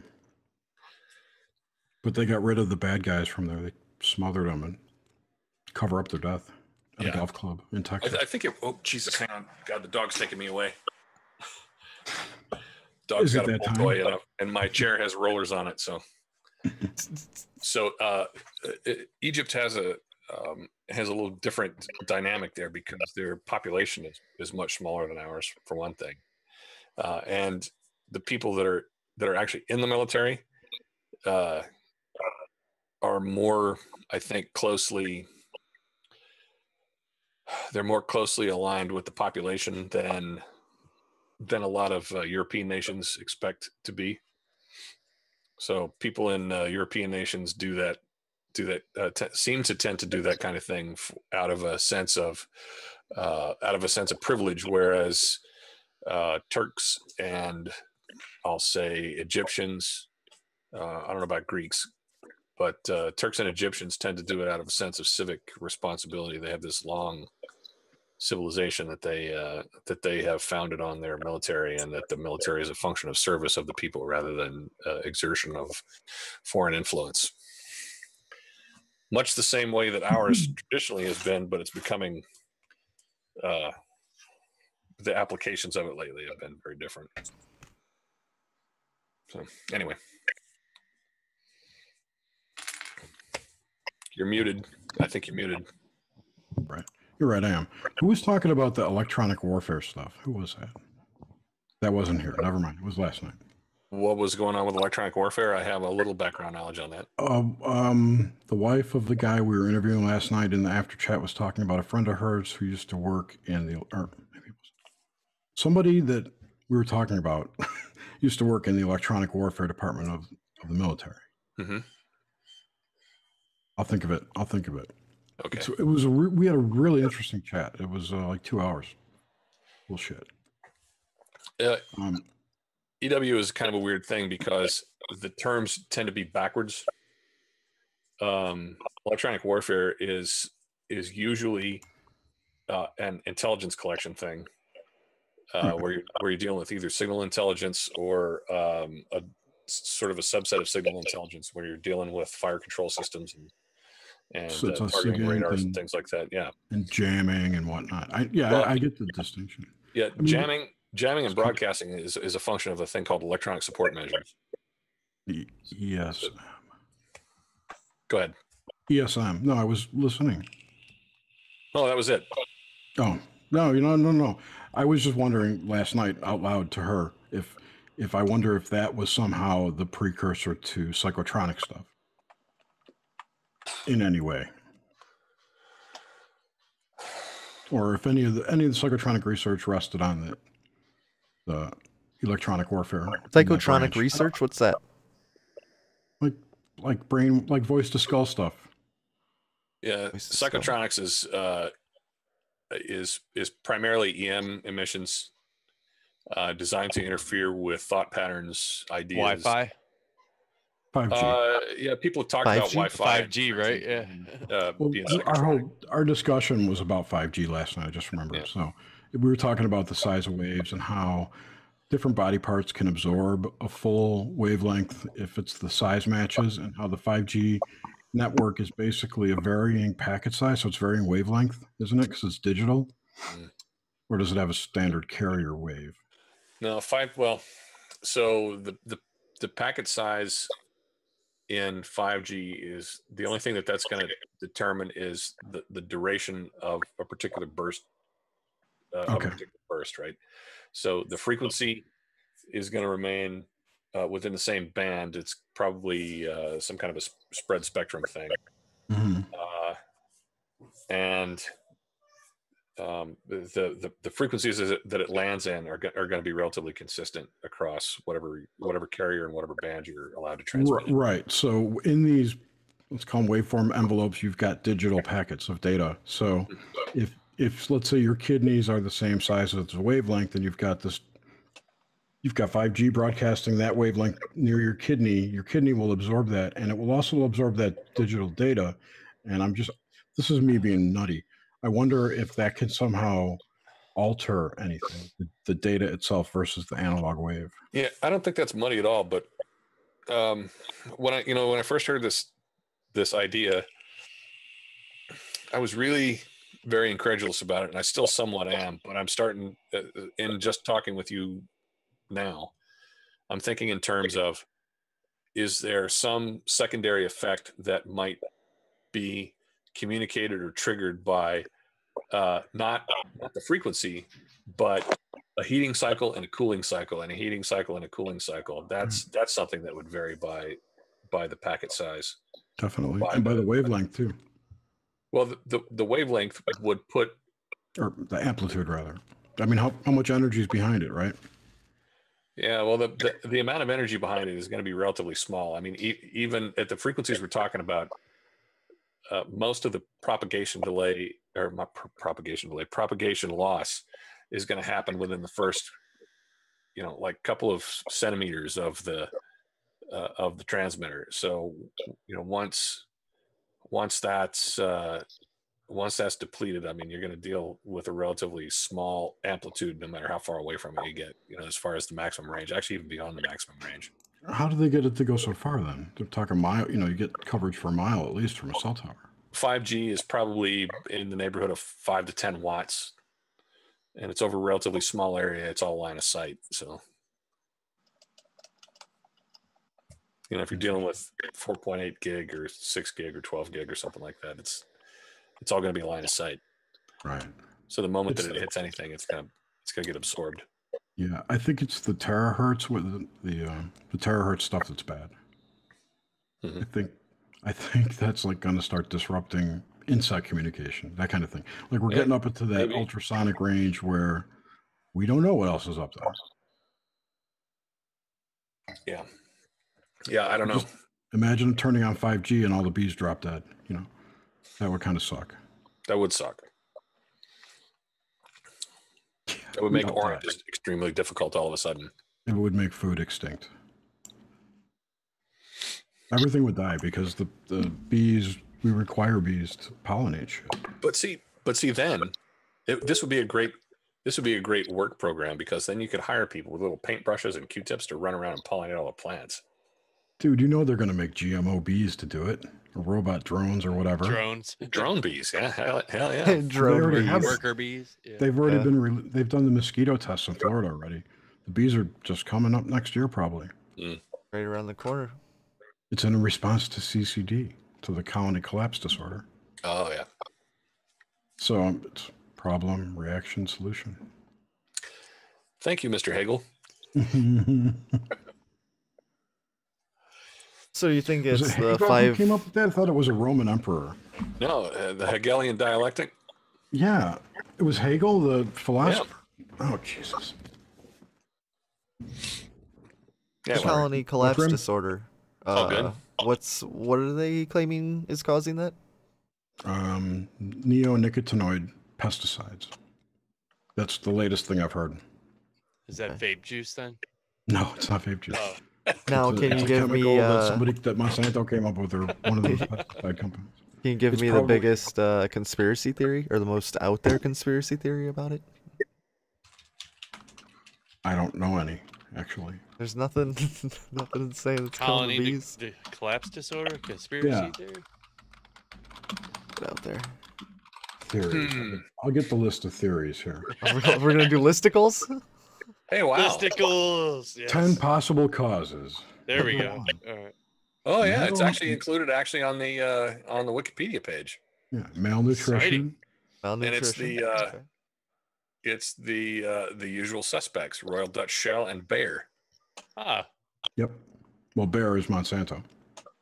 It is Pesticides, GMO crops, migratory, lack of genetic biodiversity, beekeeping practices, parasites, environmental toxins. EMF is number 9, and climate change is number 10.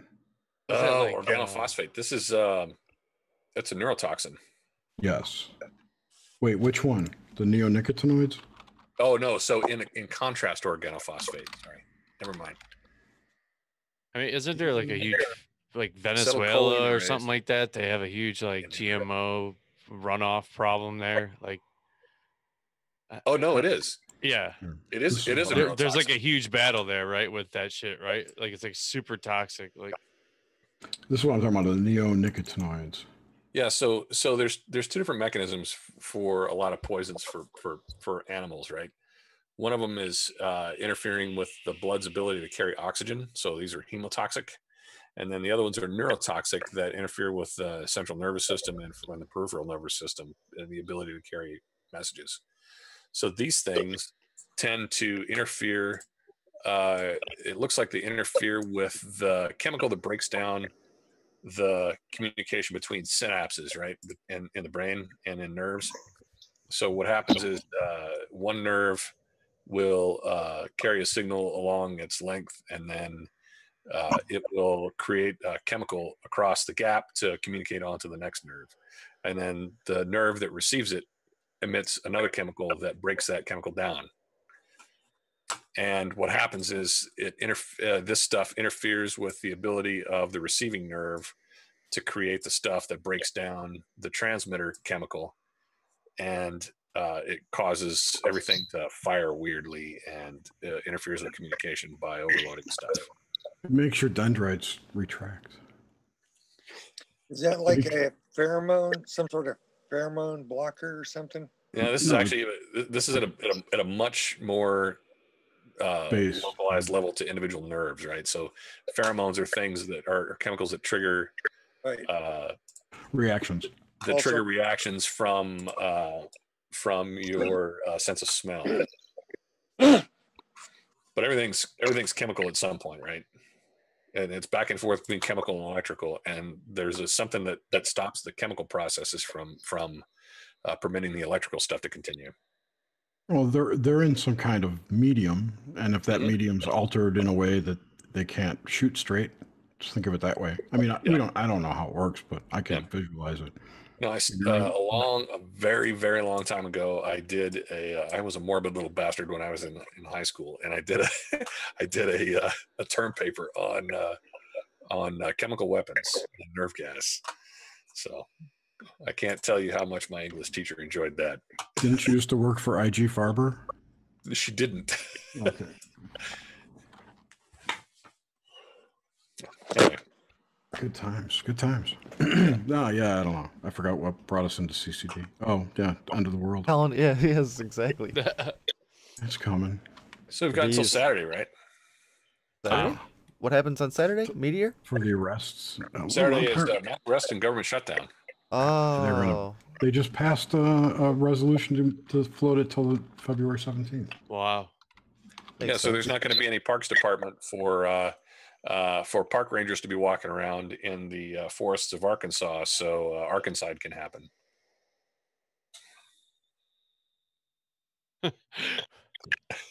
That is. It's a very long leap. Yeah. And you're grasping at straws. What's that movie? Fuck. Where death is legal for like 24 hours. What the fuck is that? The Purge? God, the Purge. The Purge. Yeah. Just go out, purge. Yeah. Hey, dude, I hope just nobody purge. purges because people will be very disappointed in the outcomes around here.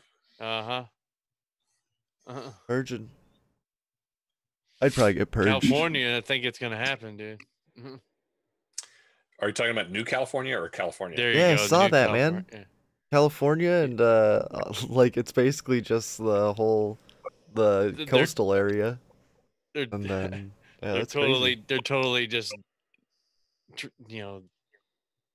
banking on just taking digs at Trump, for the whole, they put up them signs, sanctuary state and all this shit, dude. Oh yeah. Yeah, it's gonna get bad there, dude.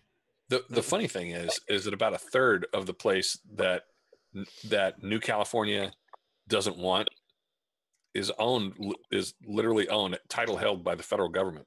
So it's military reservations and federal property. They're gonna go rolling through with tanks again, dude. Yeah. Just by technical point here, the federal government's not allowed to own any land that isn't used for federal purposes.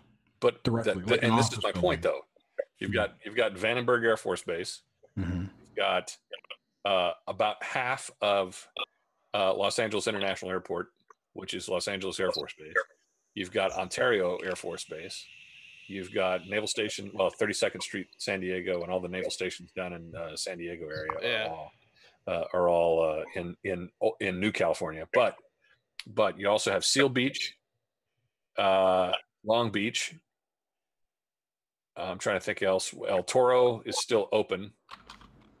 What else? I'm missing something. San Diego. No, San Diego's in New California. San Fran? That's probably new, right? Well, San Francisco has Alameda. And Treasure Island. Where's Treasure Anaheim? Island's an island, so but there's a whole lot of federally owned property in the area that's left over for California from New California. So where's JPL in those places? Where are those at? Jet Propulsion Laboratory is actually owned by Caltech. Caltech. Okay. I Yeah, thought it was and NASA. it's in Pasadena. Pasadena. Okay. Yeah. I thought NASA bought it. No. NASA runs operations there, but Caltech owns the property and runs the lab. They own the facilities. It's like a lot of the JPL is owned. No, it's owned by NASA. Well, JPL, the Jet Propulsion Laboratory, is NASA, And but it's the run land, by Caltech. Yeah. the land and the facilities are operated by Caltech. It's like Bechtel operates. What about like Apple and Google? Aren't they like? Oh, that's Silicon Valley, right? So yeah, they are their own thing. And then they're their own thing. Yeah, they're private enterprise, right? But the other thing is Naval Postgraduate School is in Monterey, California, which is right down from San Jose. But it's a relatively small area. It's very tiny and it's right on the coast. It's a beautiful spot. There was a dude, Caltech graduate students, Frank Molina, Kian Susan, Weld Arnold, and Apollo M.O. Smith, along with Jack Parsons and Edward Foreman, tested a small alcohol-fueled motor to gather data for Molina. I was just getting a kick out of the guy's name, Apollo Smith, to help Jack Parsons with a rocket. Apollo Smith, yeah.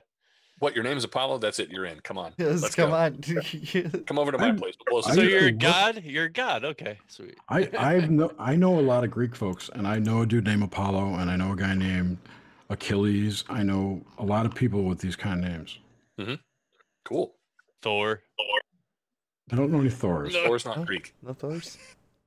But Hercules. But there's a Greek god of thunder. Is there? Probably. Is it Lenny? Lenny, the god of thunder? Isn't Lenny? Oh. I thought Hercules was the Greek equivalent to Thor. What? Who? Wouldn't he be? Oh, let's see. He's like a demigod. More like Zeus. Or Jupiter. Or let's see. We're all missing. Hades. No, not Hades. That's the cool thing about that show, The Magicians. Yeah. Is that the gods live in the underworld.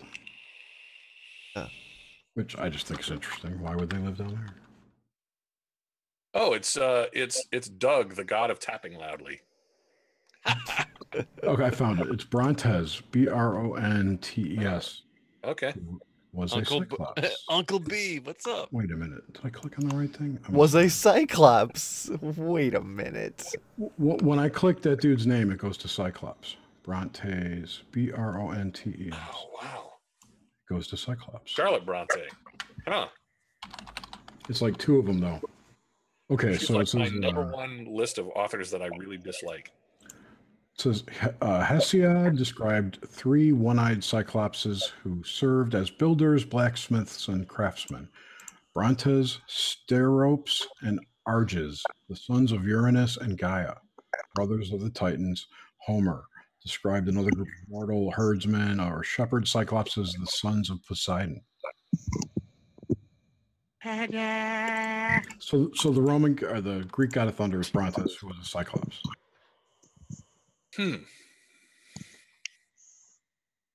Oh, it was a duck. That's what that was. I was worried for a minute. What was there? Duck? What? Oh. Is that the Canadian duck? Remember that whole fucking like $150,000 duck they were taking around everywhere? Okay, I got a question for Doc. Okay. You're Canadian, yeah? Yeah, don't you know?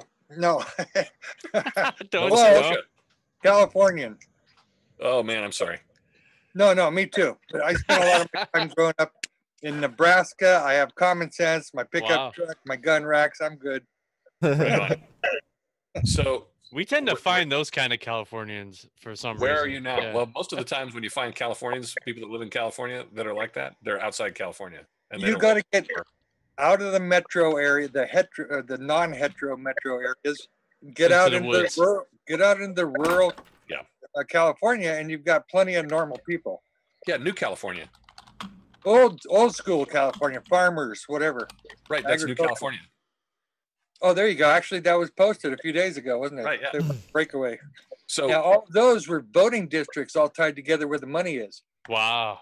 Through the Marin County, just north of San Francisco, out to Sacramento, down through San Jose, all the way down the coast, down to LA, Santa Barbara. That's where all the money is. Everything else is your regular Joe out there, farming, whatever. Right. I noticed that New California picks up at Sonoma County, which is totally okay with me. So Doc, are you in California, Stan? Sonoma. Oh man, excellent. We had the fires here. I got a few of those black leaves blowing into the pasture here. Oh, wow. They were cinders, but at least they didn't catch anything on fire here. Right over the hill from Sonoma Valley and all the wineries. I'll speak for myself and Mrs. That Guy. We are very glad that you came through it okay. My truck still has a sleeping bag in there just for the hell of it. You don't know him. You don't know him. Yeah, I was getting ready, to get the hell out of here if I had to.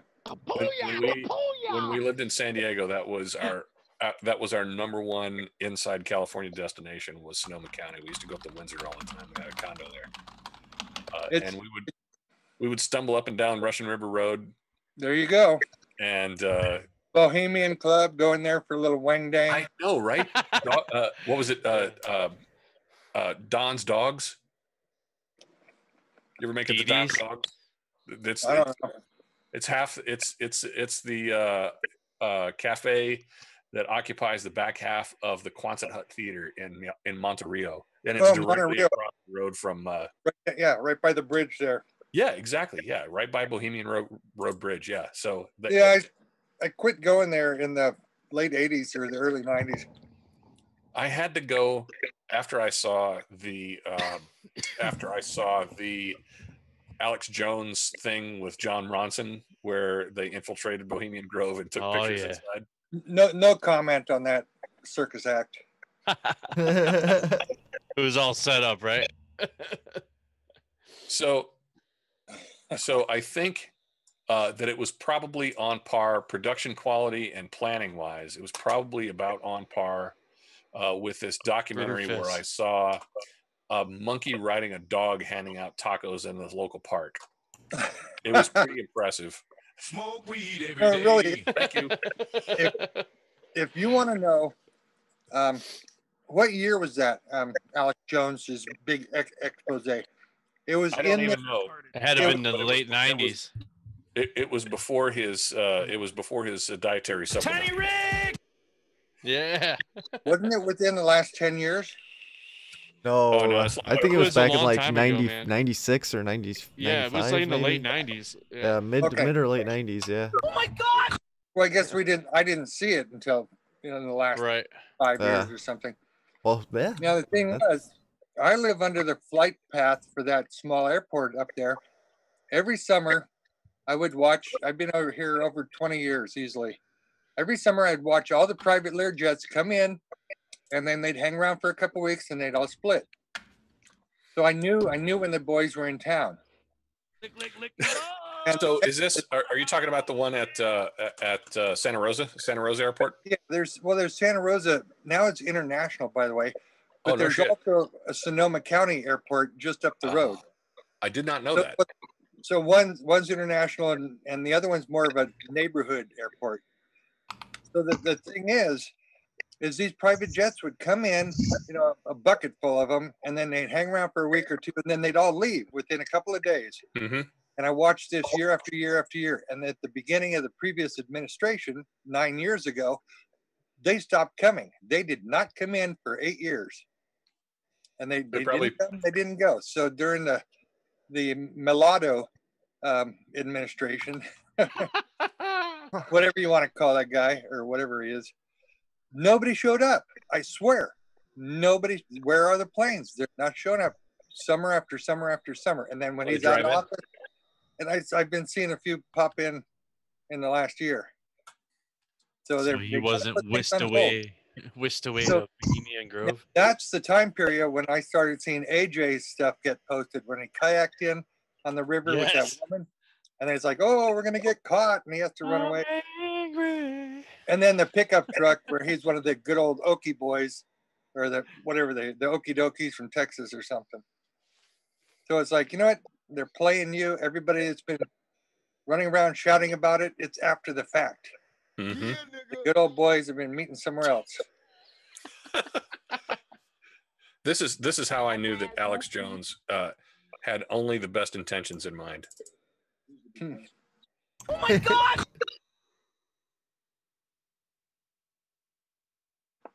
Did he really just lock up?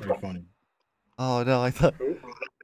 Yeah, it's fine. It's something. I thought lick my balls. Yeah.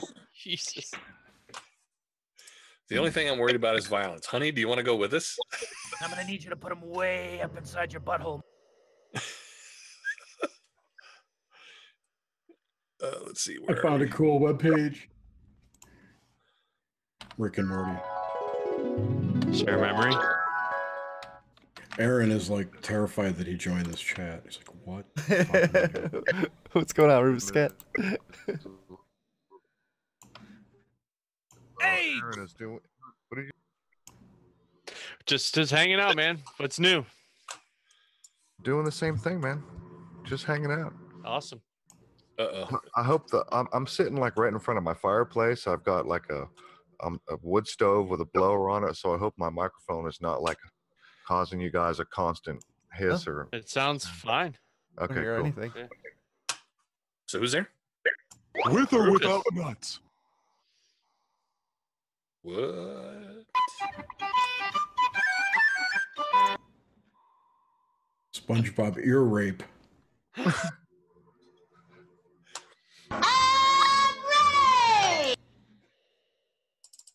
These are really loud. I'm sorry.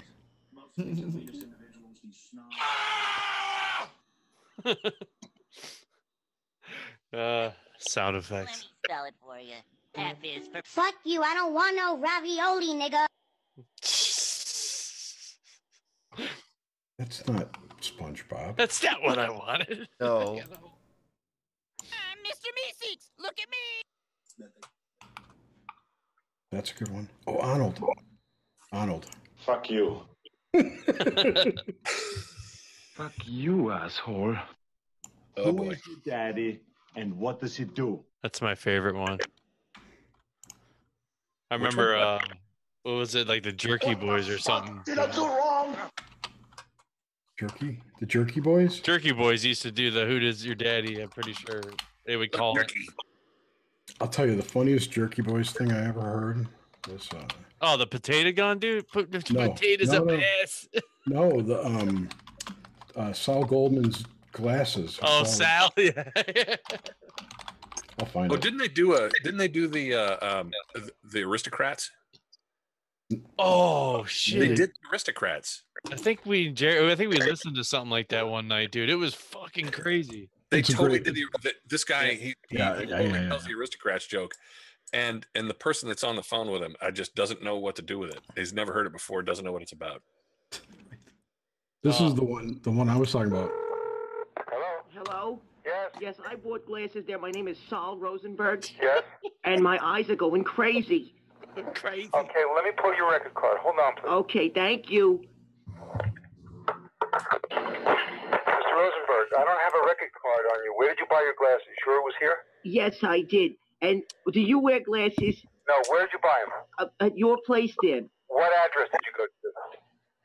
It's the one right in the city there. I don't quite remember. Well, there's a lot in the city, and sometimes people get confused. I don't have a record card on you. How long ago did you buy it here? About 4 days, and my eyes is going crazy. And Mr. Rosenberg, I don't believe you bought it at this office because I'm the only one here.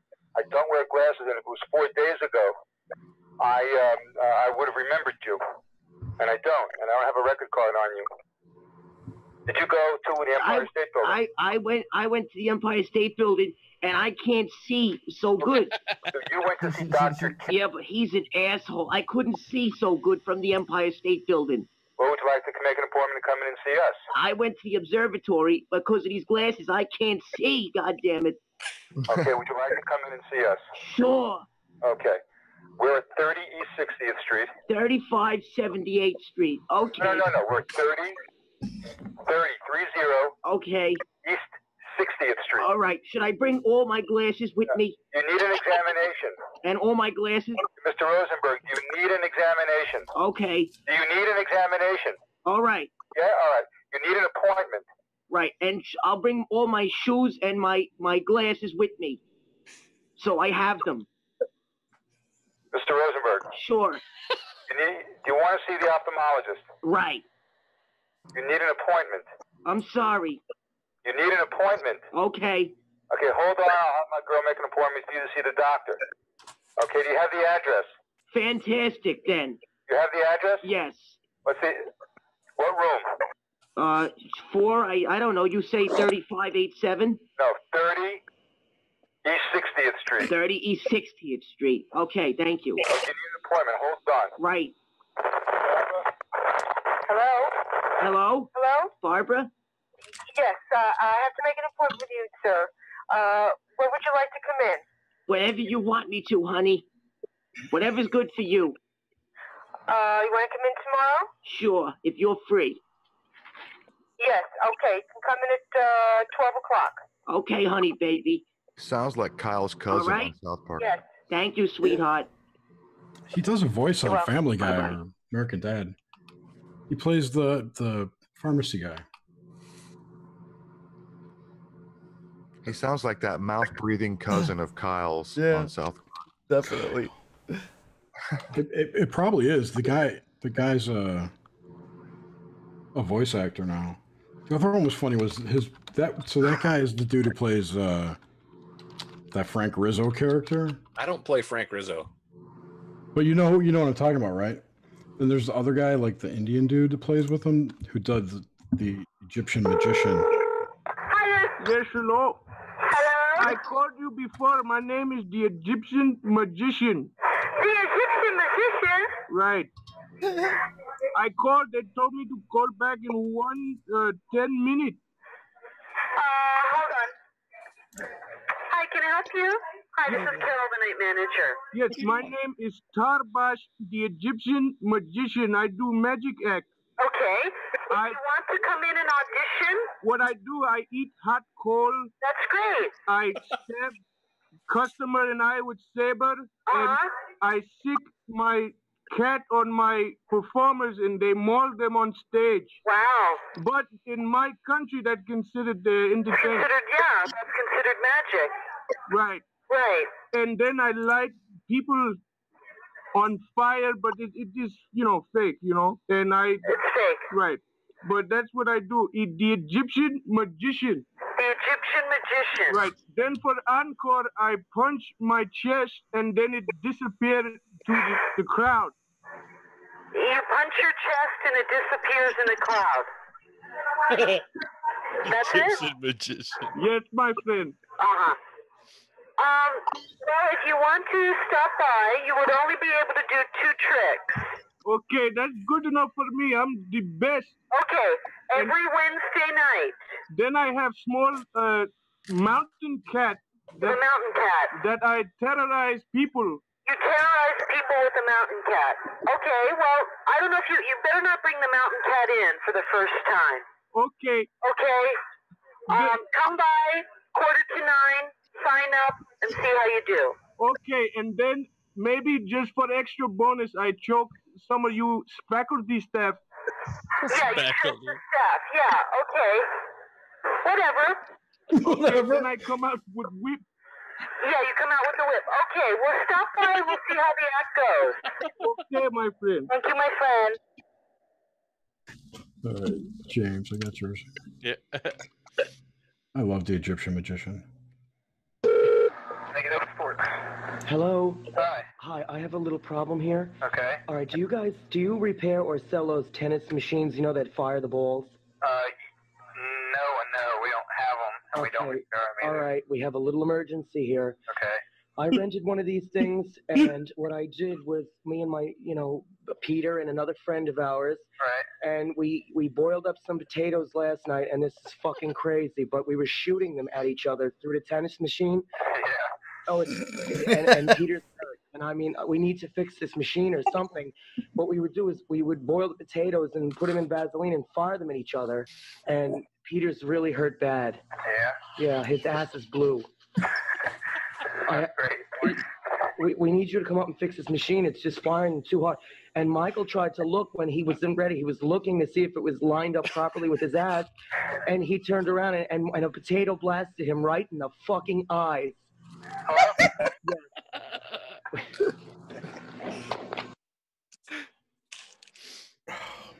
Classic. Amanda, are we gonna have to dial 999 for you?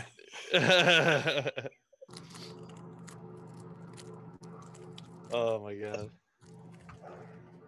This guy does not have. There's a Jerky Boys movie. I think there was. I'm the fucking piano tuner. Piano tuner. Yeah, it's Eric there. This is me. Eric, how are you? Listen, you're the piano tuning guy, right? Yeah? Yeah, the butt nut. Listen, I need you to do me a favor. Who is this? This is Frank Rizzo. I got a problem over here. Who are you? I'm calling you because I need a little help. Right, have I ever done pianos for you before? No, you haven't. Okay, where'd you get my name from? We got it out of the book, but I'll tell you what, I got a problem here. My fucking dog is inside the piano. He must have jumped up there and got wedged down in the fucking wires. And I need you to help me do something. I don't know shit about this tuning. Get him out of there. I'm sorry, I I can't help you right now. Well- I mean, your dog is stuck Yeah, inside. he jumped inside there. He's scared of me. I'm always beating him and whatnot. I got my wife over here screaming to get the fucking dog from the piano. Well, I am not on call like a doctor. Well, I could really use the help there, Eric. He's wedged in there. I don't know how to get him out of there. He's snapping at me. Where do you live? He stripped his fucking teeth. He's snapping. He's really in bad shape. You expect me to take your dog that's snapping and barking and biting to get him out of a piano? Well, I don't think. Hey, he's a little too tough for me there, Eric. Come on, I need your help here, Fruitcake. Please. What kind of dog is this? He's a Rottweiler. And you're No, I'm sorry. You'll have to call somebody else. For Christ's sake, I can't count on you people? Yeah, I'm sorry. Bye. Okay. Man. Those dudes were hilarious. Good times. Piano tuna. Fucking Rottweiler. Wait. Yeah. One moment, please. Andy, may I help you? Yeah, let me speak to Brett Weir. Oh, here it is. The used car salesman. Yeah, where's Paul? Who's calling? I'm calling about the job, salesperson. Hold on. Hello? Yeah, Paul. Speaking. What do you need me to sell, babe? What do you need me to sell? I'm calling about the salesperson job. What do I need you to sell? Yeah, sell cars? What's the story here? You sell cars? You got it. Where do you sell them? I sell them up in Middletown, upstate New York. I had a little problem over there, though. That's something I don't want to talk about. Okay. What's your name? Paul Rizzo. Paul what? Paul Rizzo. Rizzo? Yeah. Where do you live? I live upstate. Okay. That's a long haul from, Yeah, well, for some people, maybe. Okay. Let's talk about selling cars, Paul. Okay. I could sell whatever you need sold, I'll sell it. Bring in a tank, I'll sell the fucking thing. Yeah, how far away do you live, though? About 60 miles. 60 miles? Yeah, don't worry about it. I'm there early every day. I'm worried about mileage on a car. Don't worry, I'll use my own car, Paul. Okay. I'll drive it silly. Silly. Why do you want to drive 60 miles to go to work? Hey, that's my business. You want to sell cars through me or what? See, I had problems up there in Middletown. I got to get the hell out of that area. I grabbed some guy. He's, he don't know if he wants to buy. I push his face right in the fucking hood. Tell you buy this fucking car, I'll break your fucking head. I had problems over there, Paul. Well, it sounds like if you did that, you'd have problems anywhere. It's hard times. These fuckers, they gotta buy. I need to know my So what do you think? We got something going here or what? I don't know. I don't run that kind of operation. You see, here we're off to a bad start. I don't run that kind of operation. We'll see. I could tone it down a bit, maybe choke a few people here and there. That's about it. Hey, it works. You think it's funny? It works. I sell. Yeah, but I don't run that kind of operation. I'm silly. I'm telling you, I'm silly. Yeah, I don't run that kind of operation. In fact, the salesmen don't even quote prices here. Let me try somewhere else then, okay? Alrighty. All right. See you later, Nits. Okay. Right. Nips. I'm not playing anymore. That's good. So hilarious. Man, they're like potato chips. Oh, worse than potato chips.